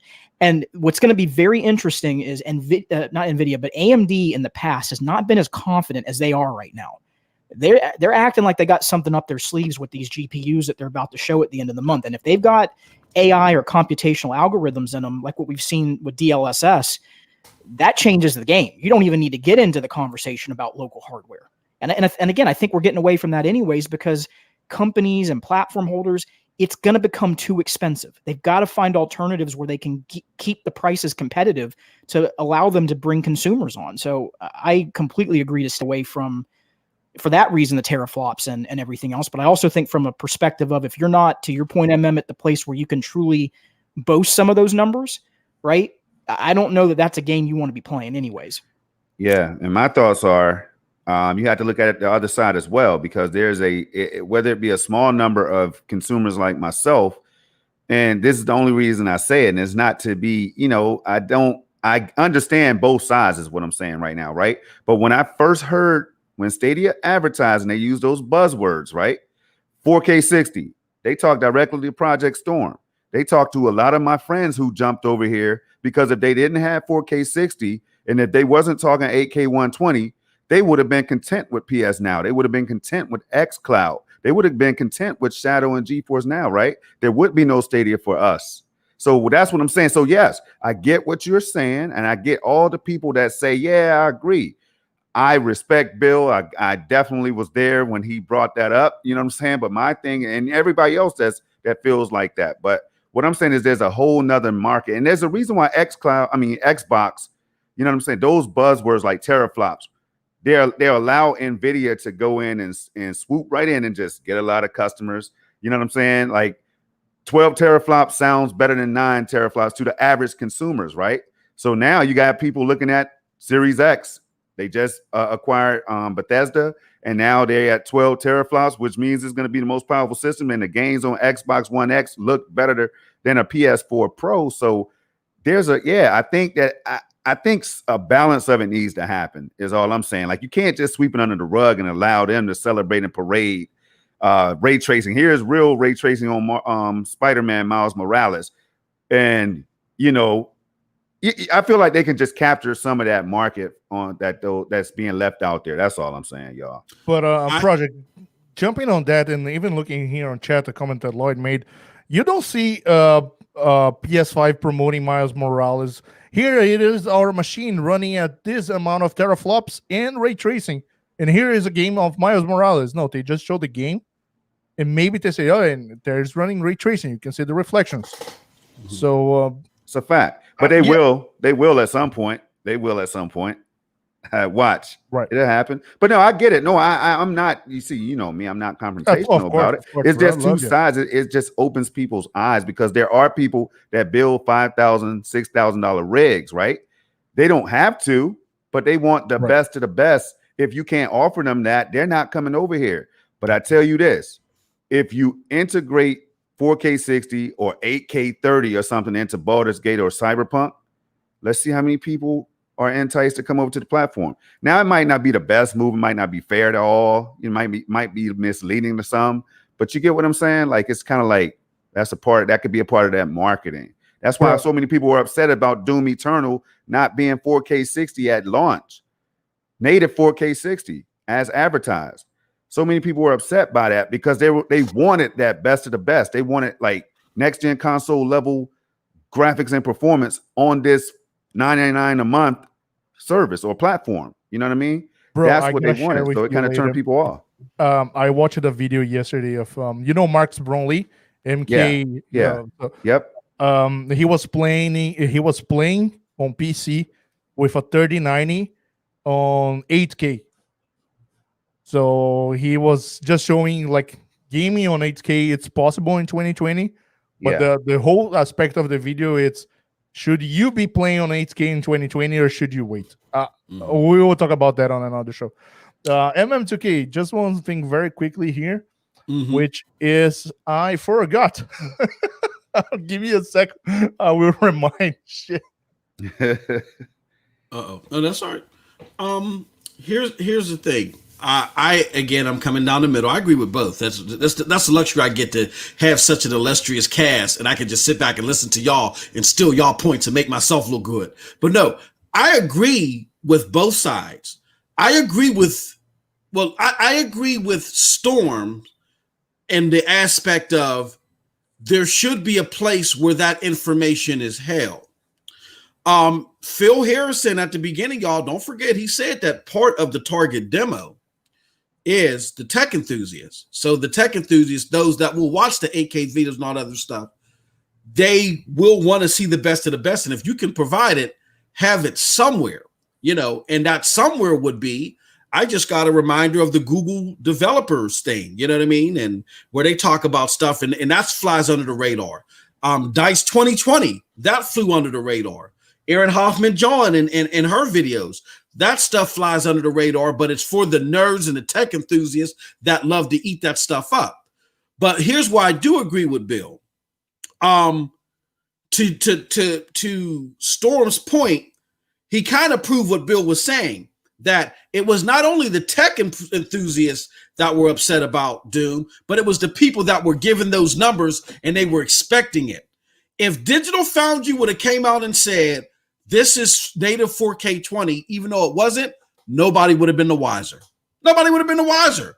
But the simple fact that you put those numbers out there and you didn't reach that benchmark on paper, it caused an uproar with people who normally wouldn't have even been the wiser. I think put the performance out there. Say that you can, say, hey, we can compete. We got these games look great.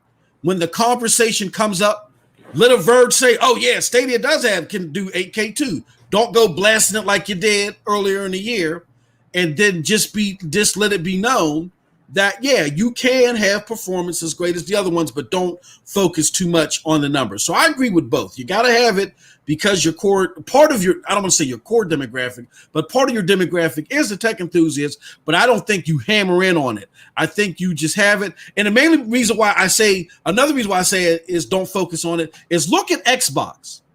Look at what Xbox did. Xbox set this expectation that whether it was right or not, that people are going to be able to play games at 4K 120. Yeah. And when Dirt 5 dropped, my God, my God, my God, you thought the world was coming to an end that Dirt 5 was in 4K 120. But see, that's because Xbox kind of was setting that expectation. It was filtering through the community, and they didn't check those expectations. And to Bill's point, let's not go that far. Let's have those numbers available for the tech enthusiasts, but this not broadcasted in all of our marketing. There you go. Now I like that. I like that a lot. Well, and don't forget, Doom Eternal on most of the platforms was not at native 4K anyways. It was being upscaled. Mm-hmm. Yeah. So, and this is the thing I was trying to say a moment ago, and not to bring this back up, but this is why this whole native versus upscaling thing, we're getting to an age now where, right, again, some of the digital and AI is actually going to come out and look a little bit better than sometimes native. We've seen some examples, especially with DLSS. So that's why that's why I agree with some of the specs piece. I think you don't want to get into that because it's leading a conversation that potentially could be, what's the right term? It could create where you segment the audience, and it's not what the audience is ultimately looking for is, does it look as good or does it not? And that's it. That's what they're looking for at the end of the day. That's the best way to say it. It has to be transparent somewhere, though, so I can make my decision. Do I want to go to PS5 or Stadia? Do I want to go to Xbox Series X or S or Stadia? You know what I'm saying? It has to be. So I think we've come to a great point, like agreement point. It needs to be present somewhere for me. You know what I mean? I put myself in the boat. It has to be present because I want the best of the best. I'm just a minority, though. You know what I'm saying? But I want the best of the best. Mm-hmm. And I know it's not. I know it's not native, but if it's up to, I know what looks great to my eyes. I know what 60 frames per second and 120 feels like because I'm gaming on that right now, 144 hertz and all that stuff. So yeah, you had to put it there for me. I think down the line we will stop seeing this native or not native or upscale discussion because it always started with PC being the master race for all. Yeah. And now that the PC folks are starting to accept DLSS as a feature provided by NVIDIA, and NVIDIA is hammering that, all right, it's cool to have AI upscaling stuff for you. That's what they did with Kojima's Death Stranding. And they are still showcasing that on their page for the 3080. So now that PC folks are starting to get to understand AI is cool, I think down the line we'll stop having this discussion. Agreed. If it's running 4K native or it's running 4K upscale. It's running 4K, exactly. And I want you to tell the difference, Digital Foundry, if you want to. Well, speaking of 4K, I gotta give another shout out to Stadia Cast because they're the reason. People don't know it. MM2K knows it. I don't know if Eddie and Chase does. But they're the reason why I dropped 4K content in the first dang place because they got me all set up. See, that's why you got to watch the episodes. You got to watch what they're doing when Lloyd does his playthrough gameplay and Bill and everything. Bill knows what I'm talking about. He dropped a link that said, "Hey, go get this if you." You know, I don't want to give everybody the secrets, but that's where I got it from. So I owe credit to those guys. MM2K, I remember the thing that I wanted to talk before. Yep, definitely go ahead. Yep. This was that goes back a little bit on the post that we were just looking for from our dear developer here from Google. And I have asked this past Sunday as well to Stadia Cash on their show. It feels like for me, Stadia is preparing all of these things like family sharing, app messaging, what else? Uplay Plus, all of these features that we see Jen doing on his breakdowns, and all of the things we saw this going on the background, getting ready that once they reach to that date that our friend said here, by the end of 2020, we want to share a lot, they will say, you know what? Here is Stadia package update for you featuring all of these things. Do you guys feel like that could be it? They're preparing for a bigger moment? Yeah, I'm starting it. That's more fathomable now. I mean, I had my expectations in check, but yeah, I really think, I mean, especially listening to you guys talk about it today, I really think something big is coming. And then real quick, we got the homie Stadia Rev in the house right now. Stadia Rev, how you doing, good brother? I'm good, man. This is I'm happy. Yeah. So I just got the clock and I saw that the link to join in. I just got it. So I was like, no, let me go ahead and do this. So before it ends, never too late. Absolutely. I guess over an hour and a half before I go live on my channel. But I wanted to just jump in with you guys because this is a great week. And they've just been knocking it out the park every single day. Yeah, I mean, it's been a great 2 weeks. Now, I just want to go over this real quick, if I can find it. And I can't. Did I get rid of it? I think I got rid of it. That was stupid of me. Oh man, I just had my article. Oh, here it goes, right here. All right. So I want to get the panel's thoughts on this, because this is kind of like segues or is connected to what Eddie just alluded to the big thing. This is an article that I put on Broadband Bullies in July. And I said, and it's called Stadia Corner. Is Cyberpunk 2077 coming to Stadia day and date after all? Right. And the basis of my argument on this opinion piece was, here goes the synopsis. So I put, nonetheless, if the advertised release schedules, which were them moving the release dates and all that other stuff, if the advertised release schedule stands firm, my mind is made up. If the most anticipated game of 2020 is only launching 42 days after on my heavily preferred platform, I'll wait. But if not, if this is day and date, not only will this be a lesson to all of us on how we ought to navigate the craftier wordplay we were exposed to, yet it will be a fantastic moment for all Stadia gamers. And what is that moment that I'm talking about? I'm talking about the fact that maybe they were saying that Stadia was coming at a later date because it's going to be put on the Gen 2 servers. And maybe what they decided is what Bill said and what many people agree with. See, Bill, you're a lot popular than you believe. You were led to believe.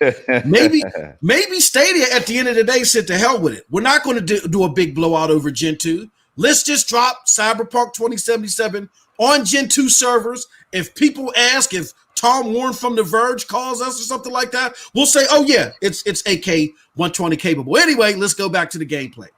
What is the panel's thoughts on that? And I'll start with our newcomer, Stadia Rev. Stadia, what do you think? What do you think that is a possibility?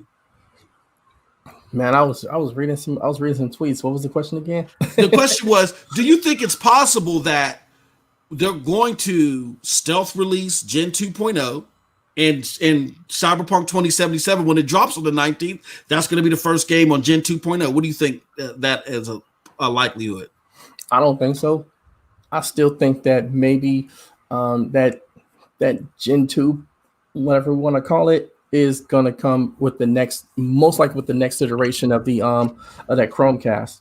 I think that when they roll that out, support for that, that's when the upgraded version of Stadia is most likely, in my opinion, gonna be shown.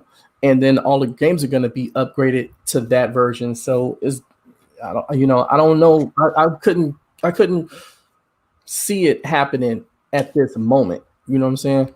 But we never know. We may hear something about that next week. We don't know. Yeah, and I agree, Rep. And see, my thoughts on it real quick is just that I think that there's some kind of enhanced features, because one thing I remember, you all, again, I do remember that I know they talked about how these instances can be stacked, and I forget the terminology and I'm crazy for it.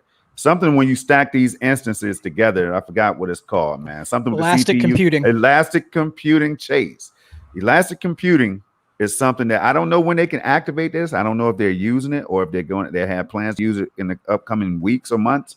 But I do know that that's an intriguing possibility when it comes to physics and stuff like that. Because see, I go back to the demo, and everything that they've shown me have kind of come to light as far as how Stadia works. You know what I mean? Some surprises happened, and some things didn't come to light for some. But for me, it's kind of like, yo, this is really running from a data center streamed to my home through these using these nodes that they have around the world to help those signals and stuff, all this data transfer and I don't know the right terminology, but is all these things have to be happening for us to enjoy the Stadia that we are playing right now. So, these are the things that makes me and Azajic and a random noob and others excited. That's all. So I'll leave it right there. Twiz, what up, man? Guys, I'm sorry. I have to go pick up my son at daycare. Oh, okay. Oh, no yeah, problem. yeah. Eddie, thank you so much, Eddie. Appreciate you, good brother. Thank you for all the links and celebrate, man. Y'all go dance in the streets. Let's celebrate. All right, Eddie. And, see you all, everybody around. All right, be safe. Talk to you soon, man. Chase, what are your thoughts? Am I going too deep off the reservation? You need to keep me in check. What's going on, brother? Yeah, I don't want to. I'm afraid I'm going to go off the reservation on some of this, man. Listen, I just think we got to. My honest opinion of this is, when it shows up, we're going to know. And let me give you an example of what I mean by that. How many times, Projekt, have you played PUBG? And all of a sudden, one day we come into the game and it looks 50 times better than the day. It looks better and it runs faster. Sometimes it feels like it runs at 120, Chase. I just think. I don't know, man. My hope was that if this new Chromecast had dropped and we had the Stadia support, that maybe we would see it sooner. But it seems like that's not going to be the case right now. And again, it would make sense that you don't want to run into that pathway if you don't have the device that can produce potentially some of those enhanced features down the line. And what do I mean by that is that device has the potential to go up to 8K, 60, right? So you have that potential with that device for that to happen because of the HDMI 2.1 in it. So my better judgment says probably not in the short term, but you know what? Listen, this is unconventional, the way that this team is doing things. The way that I have looked at it from the business strategy, it doesn't make sense to me. I don't think some of the things that I've seen them do in the past made sense. I think we've talked about the marketing element today and how it seems like they've changed that. But at the end of the day, let the results speak for themselves. You know, I've learned that when you go too far down the path, you tend to start walking 15 steps back, and then the L's start hitting you in the face. So my honest opinion of it is, I would say my better judgment says no, but who knows? Yeah, something's going on behind the scenes, man. Because that tweet I recently dropped about how. I remember it was Maj Bakar said something about the fact that those games are running at 120 from the data centers. By the time they reach us, they may look like 60 frames per second. But on their end, this is what they said, is that they're running these games. I don't know if it's some or all, but they're running these games at 120. And I swear to you, sometimes I'm like, yo, my gameplay is so fast and so smooth. This is ridiculous. This can't be 60 frames per second. It's just me. It could be trickery. It could be my deception, my love for 4K. But yeah, man, it's just, I don't know. I just fascinated by it all. Awesome. Rev, any final thoughts on all this before we get to questions? Man, look, y'all don't understand this. I've been waiting on this announcement for since the day before forever. And I'm just like, I can say this. I was telling people, patience. Y'all got to be patient, man. Something is happening. They are working behind the scenes. They are building towards something. Something is about to go down. And I've been saying it. And I got a lot of flack for it. And, I took it. But at the same time, I'm just like, this team is working. Don't think they're not. And now we're starting to see the fruits of that labor. And that's coming with the Founders Hub. That's coming with, better communication from Grace and Chris. That's coming from even better communication on the Stadia Twitter account. Or a live person is actually running that thing, seems like, more often than not now, instead of just a bot making canned responses. And all of those things are coming together now. And then you see these two ads, the 1-2 punch with the platform ad and the games ad. You seeing the founders AMA and all of the stuff that they had, all this week has just been one thing after another. And then next week is going to be even bigger. We got the good stuff thing coming for 3 days. It's going to be 3 days of Stadia stuff. I'm over the moon with this. I'm happy. I'm just enjoying this whole thing. And the rage tweets that's been, about Cyberpunk has been just been fun. They've been delicious. I've been eating them up. This is lovely. I'm loving it. So no final thoughts on me other than that. I'm happy. I got my got the World of Cyberpunk book coming tomorrow, and I'm thinking about going to buy me a Johnny Silverhand action figure from Walmart. Once I get done with everything. I swear to God, man. I can dig that. Y'all don't understand how happy I am right now. Just for everything dealing with Stadia, because I've been taking so many hits on this, and we all have as people that supported this platform from day one, and since before day one, to put our pre-orders in way back in the day. I mean, this is our moment. These last 2 months from September to now and going forward has just been our moment to really just not stick it to people, but just say, this is what our faith has rewarded, and being just behind this thing, even if we were critical of it at different points and whatever, but those that never wavered, that never just, I'm just leaving it, we've been here, and this is what we got, man. I'm so ready for this, man. 35 days, let's go. All right. Hey, I couldn't have said it no better, man. I'm excited, and then I get to still wear my tinfoil hat. Gen 2.0 might stealth drop, courtesy of Bill. And I'm hoping, man. And let's do this. Let's go directly into the chats now. But what I want to do is the homie Charles, he's been very patient. We've always been running out of time because there's just been so much to talk about. So Charles, what I'm going to do, because you got a lengthy comment here, I can't do the whole comment, so we're going to save part of it for SML this weekend. I promise we'll play the video and go over your theory that you're giving us, which is a good one. But I'm going to play two. I'm going to talk about 2 and 3. So Charles, in our PNTS Network Discord via the Stadia War Room, y'all, all it takes is $3 in the dream. Become part of the Stadia War Room. We will read your comments live on air if you don't want to leave a yappa. He says, I was shocked and hyped for Cyberpunk, and I pre-ordered it. I'm right. I'm gonna be right there with you. And he then says, someone said this on Twitter, but what if Stadia was the true lion in the Serengeti? He says bushes, but I think he means Serengeti. The true lion in the Serengeti all along. So I said that. That's a shot at me and Chase. Hey Chase, what you think about this? What do you think of? What if Stadia is the lion in the Serengeti all along? What are your thoughts on that? And I'll chime in on that. I said that first of all. That was me. Okay. All right. So credit Stadia Rev. That was Rev, Charles. Rev said that, Charles. That what if Stadia was the lion in the Serengeti all along? What do you think about that? Because I know you got to leave real quick, Chase. Any thoughts on that? Yeah. Well, I mean, the reason that I had brought that up in the past is that Amazon was sitting back behind the scenes and letting the landscape and the ecosystem play out without them having to make any moves, and they were getting free advertising. Yeah, absolutely. So there's a difference between the tech and making the moves, but at the end of the day, I mean, we still don't know enough about Amazon to even comment about what they will be, what they won't be. And until we see a little bit more, I don't want to draw any comparisons, but at this point, you can't deny what sits in front of your face. They've been strong for 3 weeks. They're doing big things. And if this continues in a consistent pattern through December, you're going to start seeing dividends pay out from this. So, no. And because I was there too with you, Chase, on that one, I'll say this. I was leery at first about Amazon because in 2018 they had bought studios, and then all of a sudden they just shut down operations like 2019. So that kind of made me leery.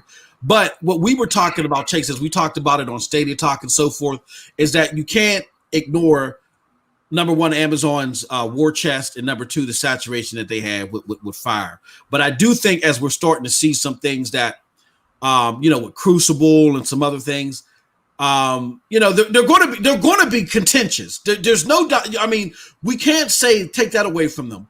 But maybe they don't have the pounce out of this in the Serengeti as we thought they might have. We'll see. We got to see. So that's a great point. So great question, great point, Charles. Thank you very much. Like I said, Charles, I'll read part 1 when we do SML this weekend, which will be, by the way, on Projekt Storm's channel. So y'all better subscribe to him ASAP. All right. With that said, let's do this.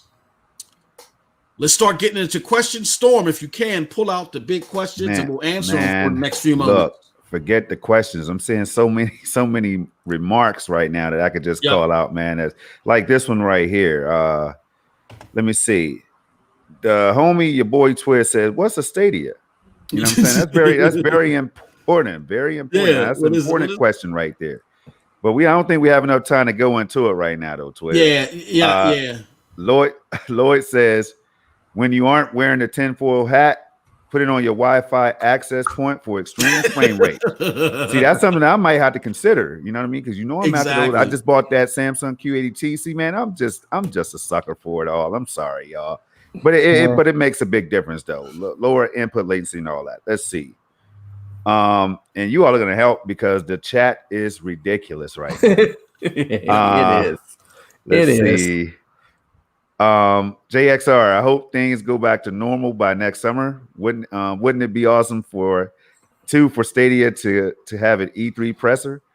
The Stadia Fan Fest, we all go and hang out and meet each other in person. Man, I dream. See, that reminds me of how we used to go to GameStop and they had the Halo launches and stuff like that back in the Xbox days, and we would sing the song to Halo 1 and all that. Man, I would welcome something like that. Who else? Anybody else? Yeah. I don't want to do it right now, though. I don't want to do it right now. The harmony might not be there. Next we go hard says, did you just read his comment? He said the new Stadia average. Yeah, you read his. Yep. Let me see. JXR. I hope things go back to normal by next. I think you read his too. Who else do we have? Don Gay told him not to bother. Daryl Smog Jr. I think if you're on PC, you have to get the Stadia enhanced extension. You can see if everything that is happening with your stream, including frame rates and packet loss, etc. Okay, all right. Right. That is a great extension. I love that. Yeah, Rick Tone says Stadia overall is running smooth as can be. Now, this is important. He says I stream on Wi-Fi, and I've heard him say this on his recent streams. I stream on Wi-Fi and have no issues, and that is going to be the case with some. But of course, it's recommended that you use that CCU, and that's what I prefer the most. Some people like the Chrome browser, and I'm jealous. I'm like, how are you getting this type of performance and consistency with your Chrome browser? Now, so it might be different. It might vary. We don't make things up. We try to keep it as real as possible and transparent as possible. But overall, Stadia, man, no matter how you play it, it's dope. All right. I think, with that, we're a little bit over, and we definitely have Stadia Source live right now. So definitely check them out. I'll drop a link to them below. Hold on. Yep. Let's do this right now. So go over there and check them out. But before we officially go, let's let everybody know where we can be found at. We'll start with you, Chase, because I know you got a role. You got some husband duty to do. But where can we find you at, Chase? I don't want to lose the husband tokens, and I don't want to I don't want to get I don't want to get hit. So you can find me on Twitter at Phantom UFC Fan, and that's actually the best place to also find my channel link, because with the new restart of the channel, it took away all the fancy URL and all that stuff. So when you go onto the Twitter handle, you'll see the link to the channel there, and you can find me. You can find me there, and then you can also find me Tuesday nights, 8:30 p.m. over on Eddie's channel for this week on Stadia Unfiltered, and then on Fridays every 2 weeks, Brian, our good friend, hosts the initiative. So you can also check out the last episode. Will be this Friday, 8 p.m. Oh man, I'm getting goosebumps. Over on the Club Stadia YouTube channel before it gets rebranded.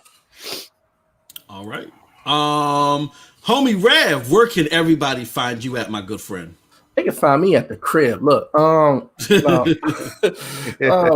so my YouTube is Stadia Revolution. You can catch me there. I'm doing a live stream a little later on today, 5:30 p.m. Central Time. So in just over an hour. And then also on Twitter at sfounder2019. Go ahead and follow me there. Give a like on the YouTube, all of that. Be sure to check me out on my live stream today, man. We're gonna have some fun because Cyberpunk day and date, and that's that. It's party time. Absolutely. And last but not least, Storm, where can they find you at, my good friend? Well, you said earlier that if they want to catch the SML podcast, where we're going to be going a little bit more in depth with all of this goodness, that's going to be Saturday at noon Eastern time on my channel. So feel free to subscribe. I know MM said you better subscribe, but I always ask subscribe. People. I was raised to ask people nicely, and maybe I was raised in the woods, so you better subscribe with Tarzan and all them, right? Yeah, exactly. All right, so yeah, you can check me out here on YouTube at Projekt Storm. I should have a link ready for you, but I was so excited I didn't worry about a link. Also, so that's going to be again Saturday at noon, and then Sunday I do this podcast with my PNTS family, Snow Bunny Gaming 426. So it would be on her channel at Sunday at 6 Eastern time. Then we just kicked off yesterday. MM2K will get into that one. He'll get into that one because I'm short. I'm out of breath. Yep. So of course you guys know where to find me at. Find me here for Stadia content. And yes, we kicked off the commission yesterday where we talk all things gaming. Everything is on the table. Every platform is welcome. Definitely check that out. All right. With that said, no further ado. If you do want to check out Eddie and Storm's channels, the link to their channels are in the description. So definitely go there and subscribe to both of them. And, definitely subscribe to Storm if you want to be prepared for this weekend's SML. With that said, we're well over. Chase got to go. I don't want him to get boop-bop. I got to go too because I'm hungry. Rev got to get ready for his show. Definitely check out Stadia Rev as well. Follow him. And with that said, go ahead and raid Stadia Source. And you all have a wonderful, wonderful gaming day. Peace. Peace, y'all. Great show. Let's do it again next week. Yes, sir.